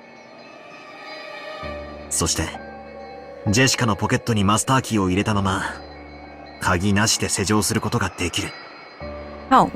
そして、その結果として、死体もなくなることになる。どうやって、鍵なしでどうやって施錠するんだい？ An accomplice. 簡単よ。ジョージ君だって帰宅したら施錠するでしょ。つまみをひねって、カチリとね。まさか。いや、でも、カノン君の姿はどこにも。Right. 兄貴にもピンときたみてえだな。ローザおばさんが室内を探したのはそういうことだ。内側から鍵を閉め、ジェシカのポケットに鍵を突っ込んだカノン君が、どこかに隠れて、俺たちをやり過ごそうとしているのを探したんだ。The simplest locked room trick. In other words, to hide inside the locked room after committing the murder. And if he could get out after those who discovered the body left, it would create a perfect locked room murder. 私たちはあの部屋を探したけれど、何も見つけられなかった。でも、だからといって、あの部屋に使用人たちしか知らない秘密の隠し通路のようなものがないとは言えない。それがどこに隠されていたかはわからないけれど、その隠し通路を仮定し推理することで、彼しかありえないと断言できるのよ。その推理はよ、俺も一番最初に考えた。一番嫌な推理だから。一番最初にその可能性を潰したかった。カノンはこの部屋で殺された。であろう？そなたはカノンが犯人であると疑いそうになったため、真っ先にその可能性を潰すために。これ、わかっておる。だから、その次に考えたのはこうだった。あの部屋にいたのは実は3人だったという説だ。ジェシカとカノン君は被害者。そして、犯人である来客ベアトリーチェも一緒にいた。という考えだ。そなたは、人間であるわらわが、魔法を使わずに犯行を行ったことにしたいのだったな。なるほど。そなたにぴったりの陳説であるぞ。お前は2人を殺し、内側から施錠した。そして、カノン君の死体を担いで、普通の人は気づかない秘密の方法。つまり、隠し扉を使って部屋から脱出したんだと読んだ。Did she not rule out that possibility with her red truth? しかし、お前に赤で言われちまった。あの部屋に隠し扉の類はないってな。うん。お前たちの知らない秘密の通路は存在せぬぞ。ノックスだったかバンダインだったか。何でもミステリーには秘密の通路があってはいけないらしい。そのお作法にわらわも従ったということよ。If it's not a secret passage, then it's probably an obvious exit that they haven't considered yet. つまり名探偵は部屋を調べ尽くさずして隠し通路がないと断言できるわけだ。人間の推理ごっことはなんとお気楽なものよの。くそ。でけえこと言いやがるぜ。ありがとよ。魔女様のお取り計らいのおかげで、俺も部屋を探し尽くさずに、あの部屋に隠し扉がないと断言できるぜ。うん。この部屋に隠し扉はない。扉と窓以外に出入りする方法はない。ってことはよ。今、ローザおばさんがぶってる自信満々の仮説は間違ってるってわけだ。しかも悔しいことに、この仮説は反証不能だ。魔女のお前は赤で、隠し扉はないと断言すれば、それで決着する。しかし人間の俺は、ローザおばさんにそれを反論しても、受け入れられないだろう。隠し扉がないことを人間は証明できない。悪魔の証明になっちまう。くっそ。魔女ってのは便利だな。そんな、あるかないかもわからない隠し扉を理由に、カノン君を犯人呼ばわりするなんて、僕は納得できないな。納得できないなら、より納得できる推理を聞かせて。ないのよ。私はずっと考えてる。これしかないのよ。ジョージ君はシャノンちゃんと仲が良かったわね。だから使用人全員が犯人であることは受け入れがたいと思うの。私もシャノンちゃんが犯人の一味であるなんて信じたくない。でも全員であるか否かはともかく、確実にあの中に犯人もしくは共犯がいるのよ。それだけは見誤っちゃダメ。カノン君以外にも狼がいると見てたんだな。ジェシカの部屋で犯人はカノン君だと大騒ぎしたのは使用人たちの反応を見るためだ。ええ、そうよ。そしてその結果、私は一層の疑いを持つに至ったわ。確実に使用人の中に狼がいる。確実にね。そして狼と羊のパズルのように普段はおとなしくしているけれど、チャンスがあったら襲ってくるに違いないの。ジェシカちゃんは一人で船に乗った羊よ。あのパズルでは頭数の時は襲ってこないけど、私たちのパズルは違う。チャンスと人数次第なら頭数でも襲ってくる。ジェシカちゃんが殺されたように。僕は怒りたいことがある。じゃあ厨房へ行かされてるシャノンは危険な状態じゃないか。今すぐ僕たちも厨房へ行くべきだ。誰が狼だろうと狼でなかろうと、僕たち全員が揃っていれば均衡するならそれを保ち続けるべきだと思う。 Exactly. George is saying the truth right now. What is Rosa trying to do by sending all of them away?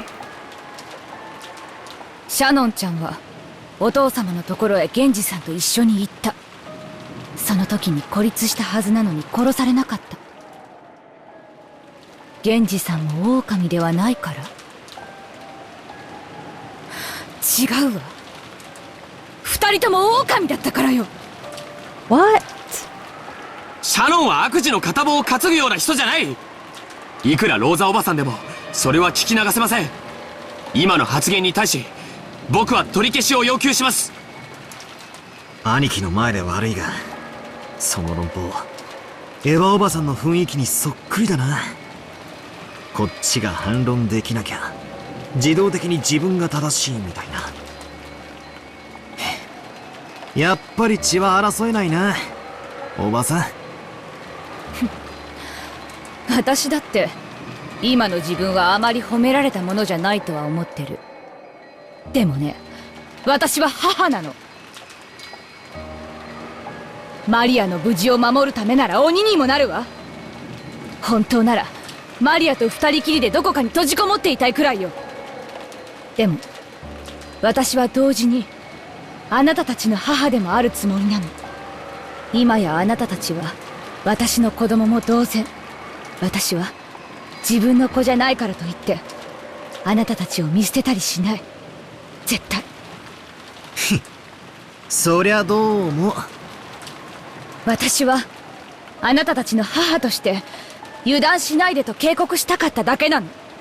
常に私の目の届くところにいて、私があなたたちを守ってあげる。 I wonder why that's in italics. Anyway, if she really just wanted to protect them, then she could always just shut all of them up in the parlor and wait until the next day. I feel that she doesn't have to go out of her way to try and see who is the wolf and what would happen if she sent all of them away as a test. She could let them do whatever they want, like the servants and Dr. Nanjo, but she could just keep Maria, Battler, and George in the same room until the typhoon passes. But she's not doing that. ついでに俺たちが狼でないことも監視してくれるってわけだ。Ah, I see. そりゃありがたいぜ。そういうおばさんは自分が狼ではないって証明はできるのかよ。ええ、できるわ。即答っすね。どうやって？これよ。How? これが証拠よ。Auntie Rosa held up the gun and pointed the barrel at me. But that was only for an instant. She immediately lowered the gun, laughing impishly. But to me, the time I spent staring down the barrel of the gun had felt like an eternity. その銃がどうローザおばさんが犯人でないことを証明するというんですか？ Is she saying that because she hasn't shot any of them that she can't be the culprit? 考えてもみて。私が犯人だったらどう？使用人たちが出ていったこの千載一遇の機会を逃すと思う？あなたたちをズドンと撃って、あとは適当な言い訳をするだけよ。It's not that simple. 窓の外にベアトリーチェが現れて銃を撃ってきたとかね。私は2発を撃ち返したと称して2発分の空薬莢を床に捨てればいい。そりゃすげえ乱暴な理論だが確かに一理あるぜ。But she definitely thought of it quite fast. Seems like there are some planning involved. クラウス兄さんが昔よく言ってたわ。力こそ正義ってね。これがまさにそうなのかしら。ごめんなさいね、二人とも。私も今朝からの事件続きでかなり冷静さを失ってる。普段の私を知る二人から見れば、今の私は余裕がなくて少し短気そうに見えるかもしれない。でも分かってる。私は悪意ある犯人からあなたたちを守りたい。そのためには鬼になる。それだけのことなの。怒らせるようなことを言ってごめんなさいね。バトラ君、ジョージ君、仲直りしましょう。George Aniki was wearing an unsatisfied expression. He probably couldn't forgive the damage done to Shannon's honor. What about me? Several bits of circumstantial evidence hint strongly at the servants' participation. I don't want to believe that one of them is the culprit, or possibly colluding with the culprit. But in the current situation, there is nothing but wishful thinking. Who should I believe? In the first place, who is the culprit? Are there accomplices? If so, how many? I feel like I'm constantly only suspecting the people connected to all of this. I find myself quickly forgetting about that 19th person. The guest, Beatrice, who came yesterday and boldly called herself the Golden Witch. I haven't actually seen her face. I've heard that she's like a double of the witch in the portrait, but because I hadn't seen her directly, no matter how hard I try, I can't really feel like there are 19 people on this island. So I easily slip into the illusion that the culprit is one of the 18. Damn it. Come out, Beatrice. If you're the bad guy, then act like the bad guy and show yourself laughing in a high-pitched voice and looking down on us. Just like a bad guy in one of those dramas who, even once they're exposed as the culprit, aggressively says, "Is there any proof?"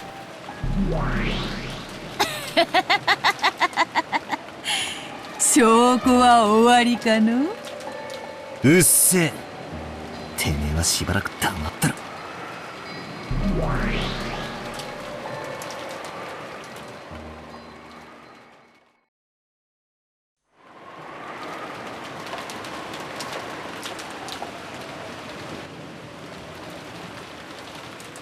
There were 5 humans in the kitchen, but it was very quiet, filled only with the sound of rain. It's so strange that throughout this episode, this game board, they keep referring to human beings as either humans or pieces, and never just people. I don't know if it's intentional, but if it is, it's interesting. It was only accented by the sound of Shannon and Kumasawa washing the dishes. Goda was using the leftovers from breakfast and lunch as ingredients for a servant's soup. Rosa had suspected that poison might have been added to the food, so they had decided to eat canned food, but it hadn't really been filling. But Goda thought that she was being too careful, so he was spontaneously creating a soup to be served only to those who wanted to eat it. Shannon and Kumasawa were washing the dishes that the food had been arranged on. On the inside, they thought maybe Goda should be the one to wash them, since he had been the one who wanted the food on plates in the first place. But they left their complaints unsaid for the time being. Genji and Nanjo were facing each other across a crude chess set which had seen many years. It had still only just begun. And because the opening game of the experienced players had been endlessly refined, it looked like a ritual where they just moved specified pieces in a specified order. 良い匂いですね。やはり缶詰ではこうはいきませんね。開封した食材だけで作りましたので、毒が混入しているなんてことはありませんよ。皆さんの分もお作りしていますので、ぜひ食べましょう。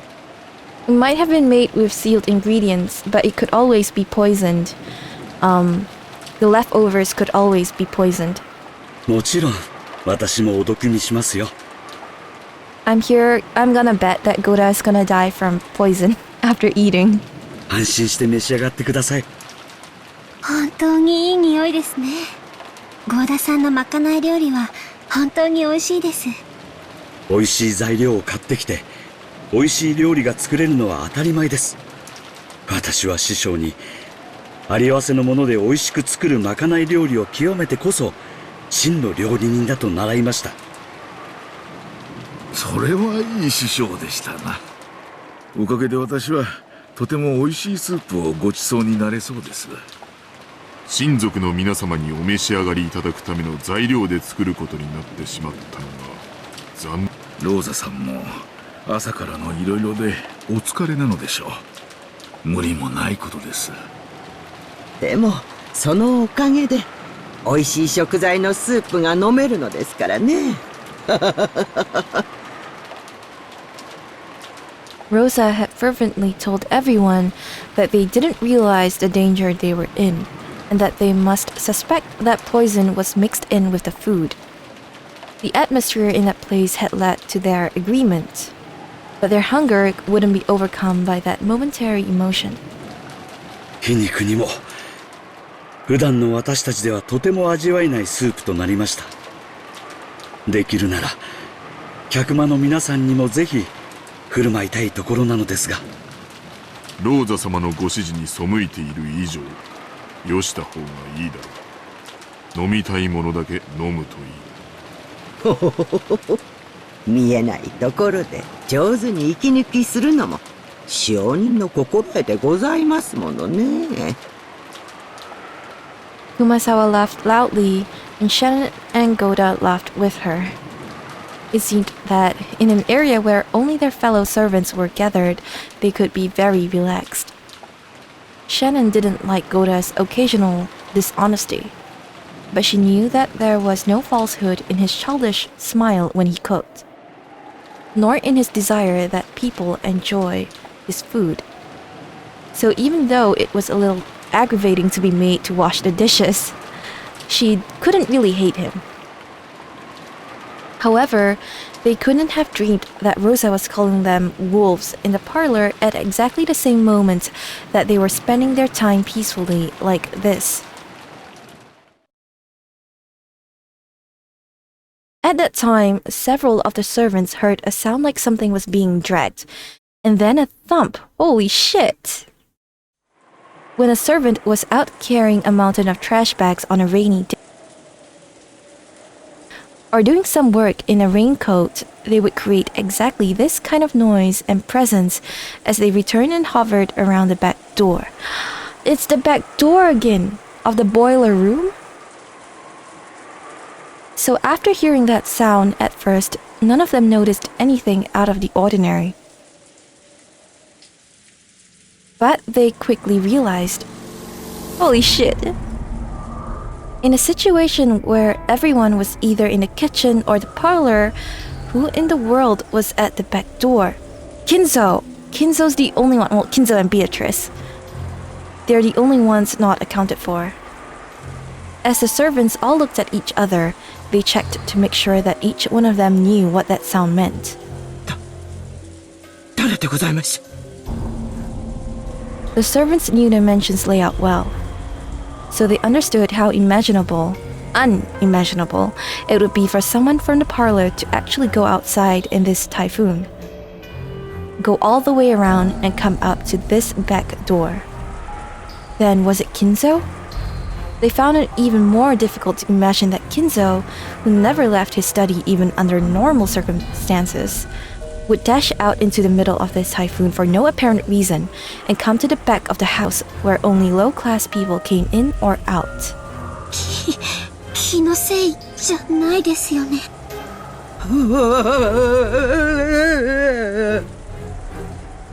Shannon and Kumasawa drew close together, fearfully looking at the back door. どちら様ですか? As Goda fearfully approached the back door, he called out. And he checked with his eyes the location of a butcher's knife set on the nearby sink. He didn't pick it up yet, because there was still a possibility that this was a member of the family. However, that possibility wasn't possible. There was no response from across the door to Goda's initial question. Maybe his voice had been so quiet that he hadn't reached through all the wind and rain outside. Genji-san. So it's not the boiler room, but to this kitchen? 南條先生と女たちは下がって。一体どなたなんですかな? Genji took a knife with a classical design from a stationery box placed near the chess set. It was something to be used instead of a paper knife to open envelopes for invoices and bills. But it was fundamentally a knife, so the blade on it could injure someone. Genji hid it in his sleeve with a well-practiced manner. Seems like he knows how to hide weapons. Then he too approached the back door and signaled to Goda with a silent nod. Goda cautiously approached the back door and started slowly opening it. Oh goodness, I'm so excited. What happened? The figure of a person suddenly shuffled into sight, landed on its knees, and fell over. Kinzo? Goda fell backwards onto his backside in shock. That figure was soaked with rain, smeared with mud, and drenched with blood.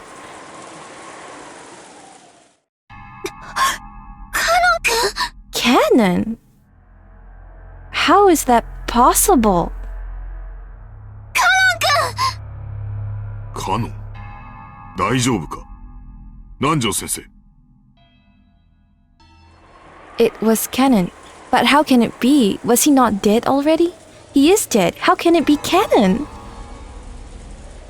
His breath was feeble, and the puddles of mud he left quickly became drenched bright red. When Nanjo held him and turned him face up, there was a deep, gruesome scar right in the center of his chest, as though he had been run through with a spear or something. Even now, deep red blood poured out from there. これはひどいですよ。どうしましょう。救急箱ですか？救急箱ですか？カノンさん、傷口に手を当ててしっかり押さえてください。使用人室のベッドに運びましょう。皆さん手を貸してください。さあカノンさん、しばらく我慢してください。しっかりして。もう大丈夫よ。だから傷口から手を離さないで。とにかく使用人室へ運ぼう。熊沢はローザ様にカノンが見つかったことの報告を。待って、ローザ様にはダメ。待ってください。カノンさんがローザ様にはダメだと言っています。 I do want to interject here and say that this is the perfect opportunity for someone to poison the servants' food. But we shall see if anything actually happens. どういう意味なの、カノン君。今はいい。早く使用人室へ運ぼう。熊沢、ローザ様にはまだお伝えするな。カノンに事情を聞いてからにする。はい。How can this be, though? After appearing in this horrible state, he had said not to tell Rosa. That could only mean something very disquieting. An eerie sense of panic rose to their faces. さあ皆さん、急いで運びましょう。早く。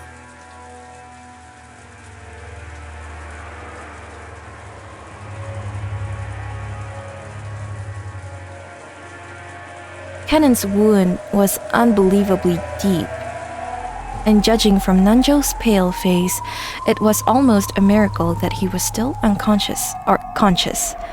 これはひどい。何か槍のようなもので刺されたようです。肺まで届いてなければなんとか持つかも。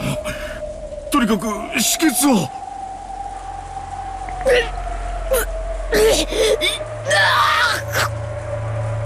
The same way as before in the previous game board, Kanon was the only one who managed to survive for a little while, but this time he's speaking. No matter how much Nanjo tried to wipe off that gushing deep red blood, he couldn't wipe it. He couldn't wipe it all away. And each time the wound was aggravated, causing Kanon to cry in anguish. カノン君、しっかりして。南條先生、替えのタオルです。なんてむごい。容体はどうですか？ Let us not forget that Genji still has a knife on him. 本音を言うと、生きているのが信じられん深手だ。刺されどころが幸運だったのかもしれん。だが出血がひどすぎる。輸血が必要だが明日まで無理だ。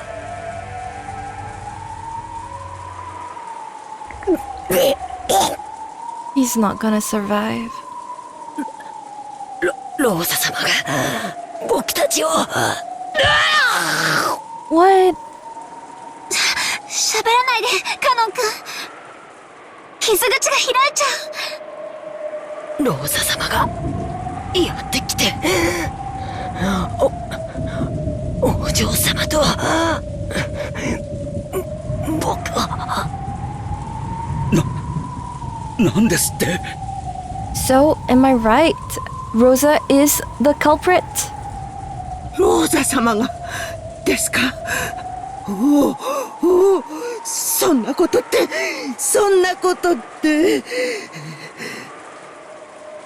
間違いないのか？はい、間違いなくローザ様でした。さあ、もう喋らないで。熊沢さん、もう一つの救急箱を取ってください。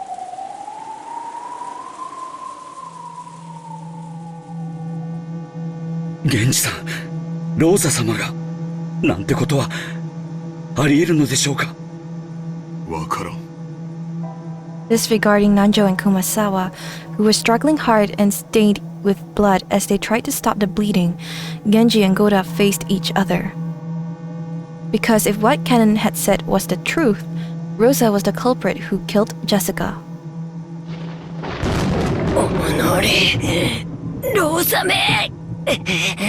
That would make sense. She would try to get rid of all the other remaining Ushiromiya members.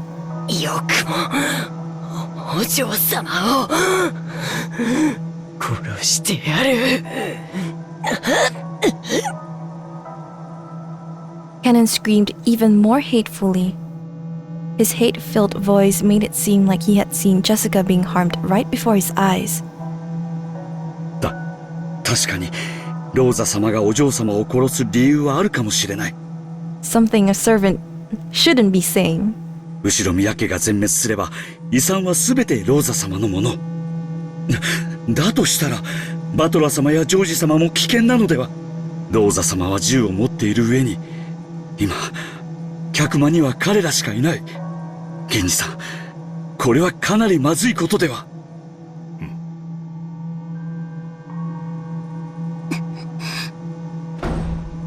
Shannon suddenly ran out into the corridor.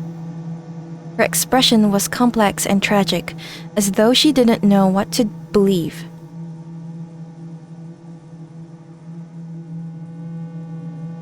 Shannon ran. To where? The inside of the mansion had been scrupulously cleaned, so they probably wouldn't be easy to find. She might find some if she searched the rose garden, but they would probably have all been lost in this wind and rain. What is she trying to find? A blood-stained footprints, maybe? That's right. The boiler room isn't cleaned very often. The boiler room again! If she went there, she might be able to find some.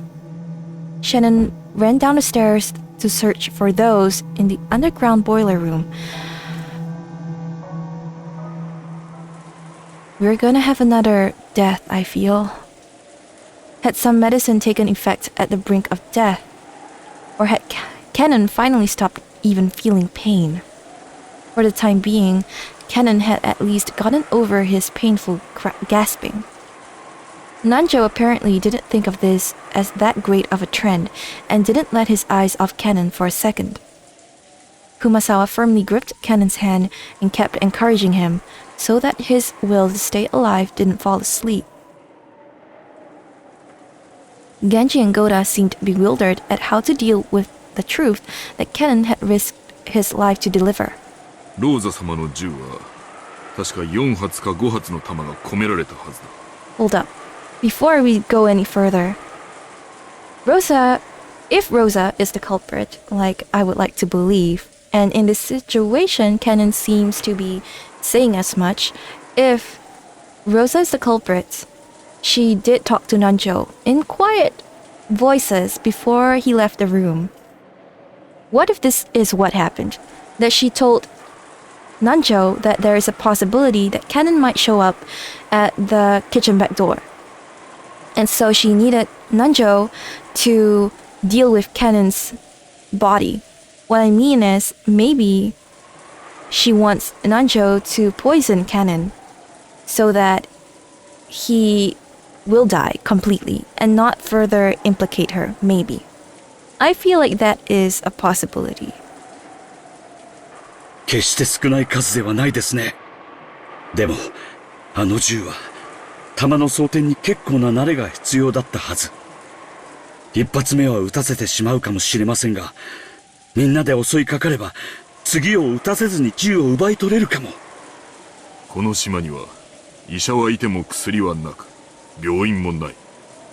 撃たれどころが悪ければ死ぬぞ。それは分かっていますが、それより早く行動を起こさないとまた次の事件が起こる可能性も。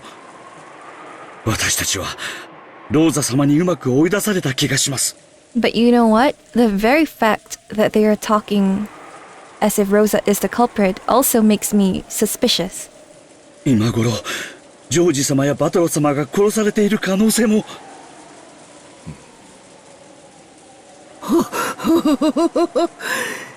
そんな危険な相手なら、無理に刺激しない方がいいんじゃありませんか。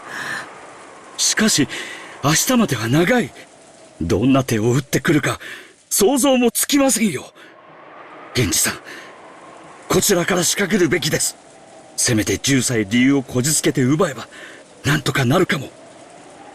弾は、4、5発じゃありませんか。ということは、私たち全員を殺すには足りないということです。迂闊に刺激しなければ、きっとローザ様もむやみには。あいつは言ったよ。僕たちを皆殺しにすると言った。Kanon, who they thought had been sleeping quietly, suddenly started talking brightly. Almost like he had been awake the whole time and had suddenly opened his mouth. He looked firm and steady, and Nanjo was slightly relieved, but thinking of the deepness of that wound, he just couldn't wipe away a certain creepy feeling. Right, that Kanon, this Kanon is not the real Kanon, or that it's Beatrice's magic that's keeping him alive, or turning him into her puppet. Because she did say that he's dead, or that he was killed, at the very least. He knew because he was a doctor. Kanon should have been expected to fall unconscious after losing so much blood. And yet somehow he had preserved his awareness so clearly. Youth? Or tenacity? Sometimes the power of human life did surpass common knowledge. When they had stopped the bleeding to make sure there were no foreign objects inside the affected area, Nanjo had groped around a bit inside the bleeding hole with tweezers, and the great depth of the wound had surprised him. That wound had certainly reached as far as his lungs. And yet... No, on the other hand, the fact that he is alive is fortunate. But Kanon had spoken clearly. He had hatefully said that the one named Rosa had created this wound and was repeating curses and enraged words.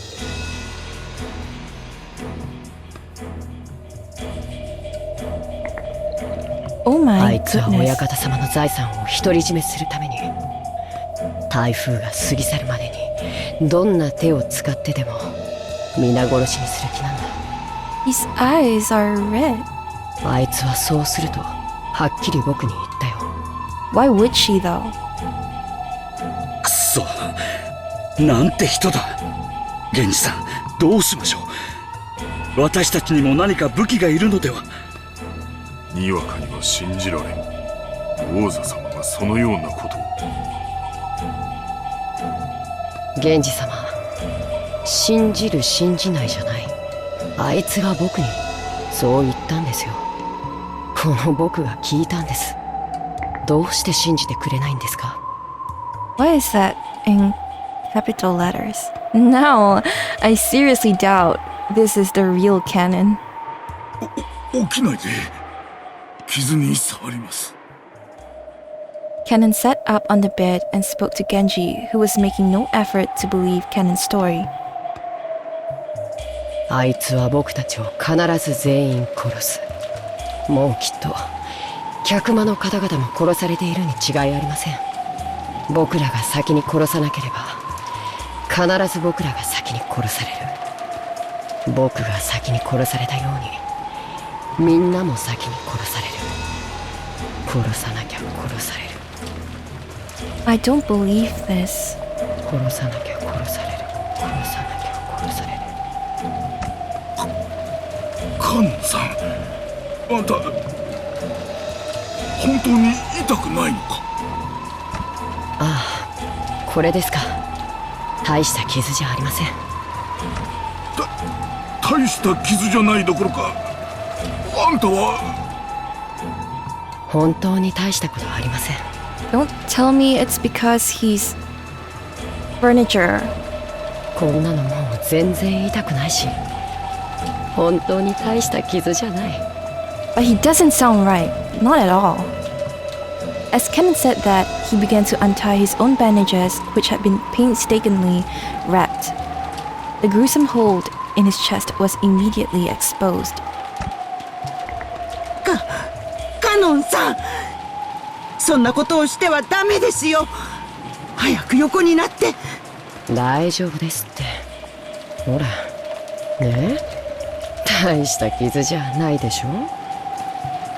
Kanon showed off his gaping wound, which was still slowly spitting out foamy blood. Everyone averted their eyes reflexively. ほら、全然大した傷じゃないですって。やめなさい。傷をいじってはいけません。ほら、見て。全然深い傷じゃないんですよ。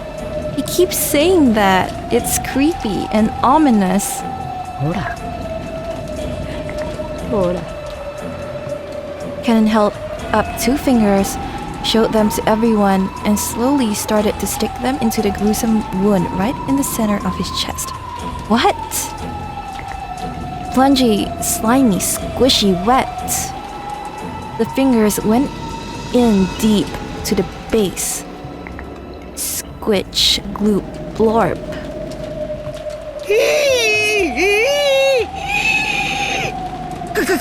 カノンさん、やめて。Having stuck his fingers completely into his chest, up to their base, he slowly pulled them out in exactly the same way. The fingers he pulled out were stained in a sticky, solid, deep red color, and there was even a thread hanging. The fingers were all the way to their base, covered in deep red.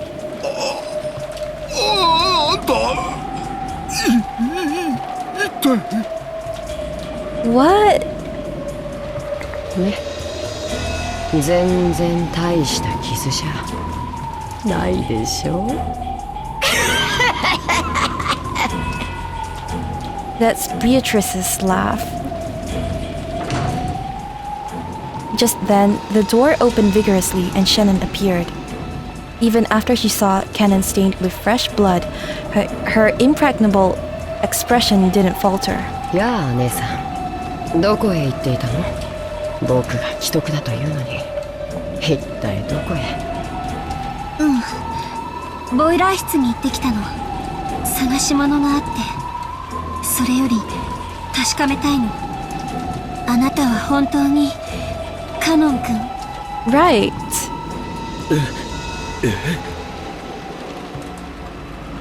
It was only natural. Everyone believed he was Kanon. So they couldn't understand the meaning of Shannon's question. When they looked, they noticed that Shannon was holding a handkerchief in her hand. It was filthy and looked like she had wiped up some trash or dust. And whilst holding that, she approached Kanon and drew close to his legs. なんだい、それは。クモの巣を拭き取ったハンカチよ。What? なんでそんなものを。カノン君なら平気だろうけど、もしあなたにとってクモが天敵だったなら嫌うかなって思って。Beatrice is a butterfly, perhaps? She's saying that, right? やだな。僕がどうしてクモを嫌うの？ごめん、試すね。シャノンさん。Oh!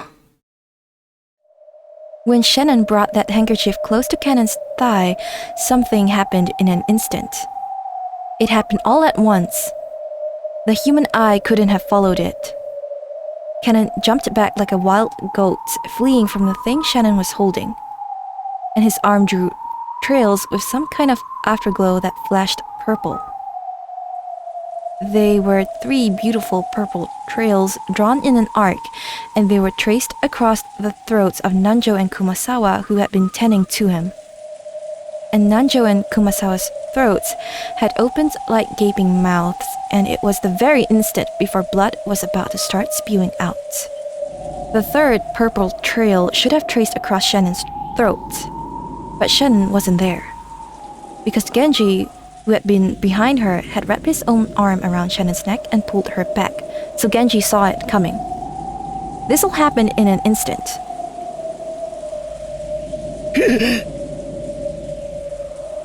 In the instant Goda tried to think fast in an attempt to understand the scene, the frozen moment in time shattered.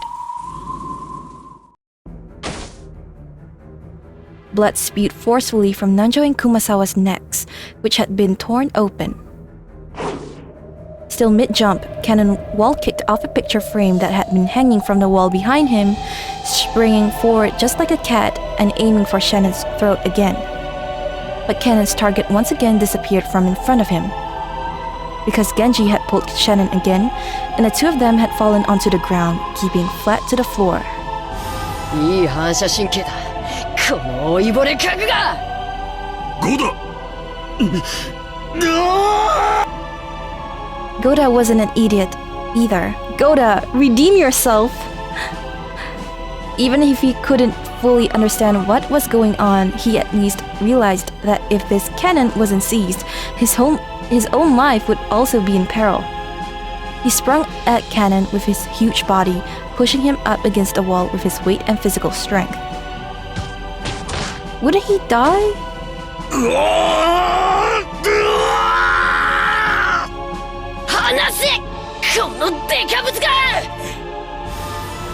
The tips of the fingers on Kanon's right hand began to trace out another purple trail. And when he raised the blade hand up, aiming to strike at Goda's back, there was a loud thunk, because Kanon's raised blade hand had been pinned to the wall. He couldn't tear his palm away from the wall. Sticking out from it was a knife Genji had thrown. Under normal circumstances, it should have been surprising to see someone as old as Genji handle a knife so skillfully. But in this abnormal space, no one paid it much mind.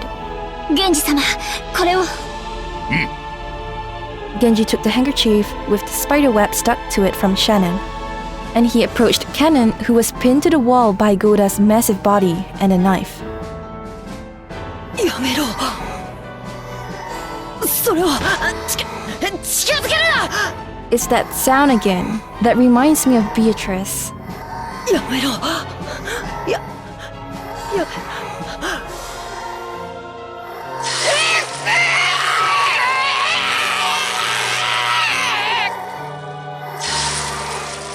Like fire? Sounds like something's burning away. When Genji pushed the handkerchief up against Kanon's face, there was a sound just like the one you hear when you set meat on a red-hot iron plate. Of course, the smell was the same too. And he was burned and inflamed, festering in filthy red and black, and cried out in death throes. Kanon's body burst open and scattered. Butterflies. It was almost as though a balloon filled with gold leaf had popped. The entire servant room was completely buried under a storm of gold leaf, no, a rabble of gold butterflies.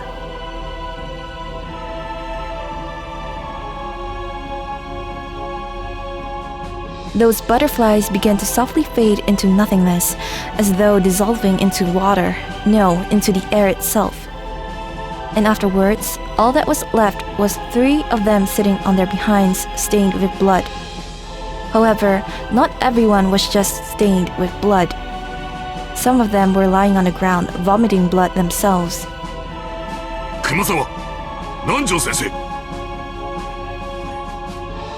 A slit so sharp that it looked like it could cut your finger if you touched it was opened wide, causing large amounts of blood to keep pouring out.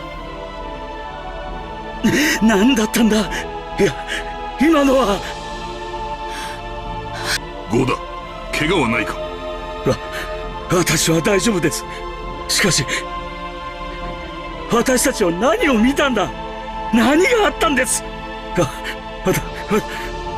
私はあれを確かにこの手でこの壁に押し付けていたのに、その私が何があったのか理解できない。Goda looked at his own hand. The bright red blood left from his scuffle with Kanon definitely remained. And yet, Kanon was nowhere to be seen.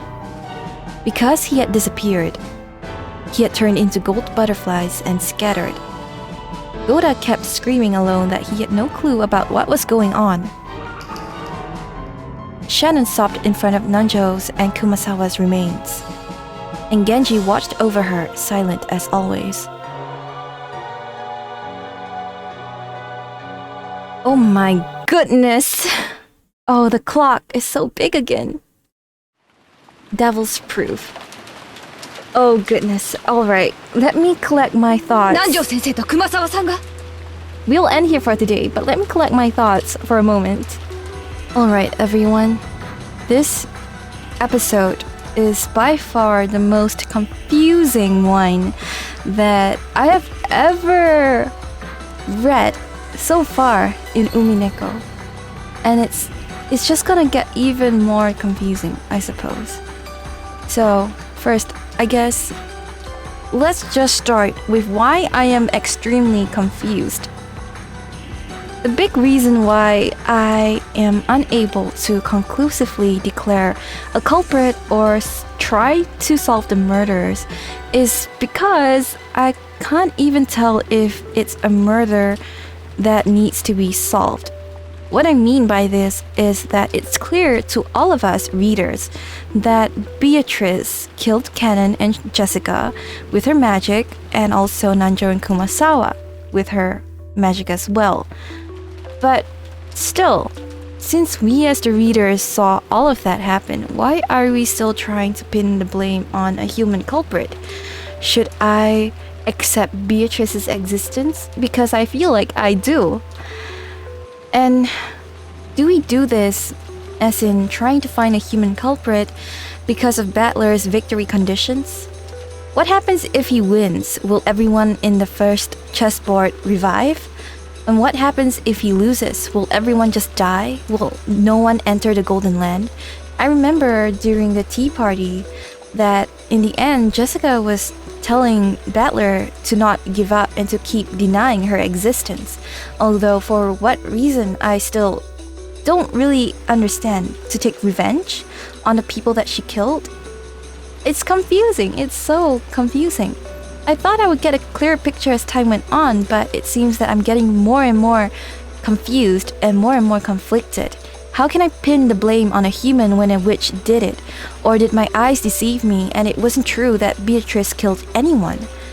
I'm hoping that we will get more answers in the next chapters. But, well, I think I've talked a lot throughout this episode, but I'll reiterate it here right now. Is it not suspicious that Rosa is the only sibling to have met with the witch and not died? But the other thing that also irked me about Rosa's character this episode is that she immediately let power get to her head. The moment she picked up the gun, the symbol of authority, she became immune to all accusations, and she definitely behaved very differently.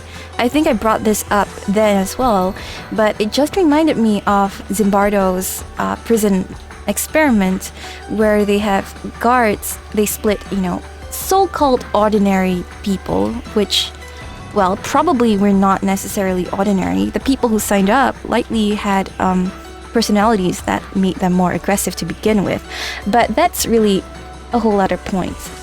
What I'm trying to say is that now that Rosa is put in a position of power, is she going to abuse it? It seemed like she was enjoying that abuse of power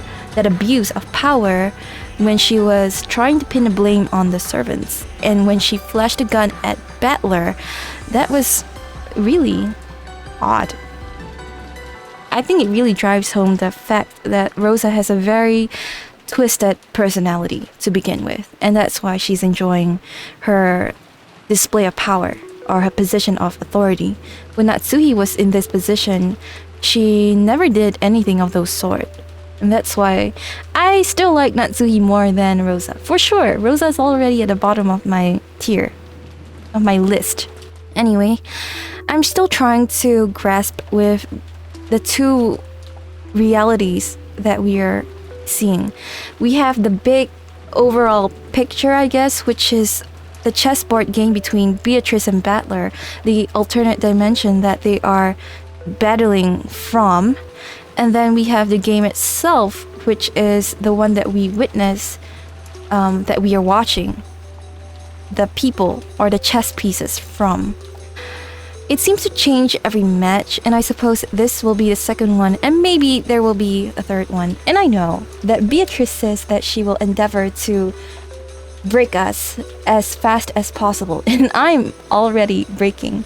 But still, I want to know what is my victory condition. We have Battler's victory condition, but what is my victory condition as the reader? That's something to think about, I suppose. Anyway, thank you so much for watching. This is definitely a wild ride. And, well, you guys can let me know your thoughts in the comments down below. I always appreciate comments. In any case, I'll see you next time.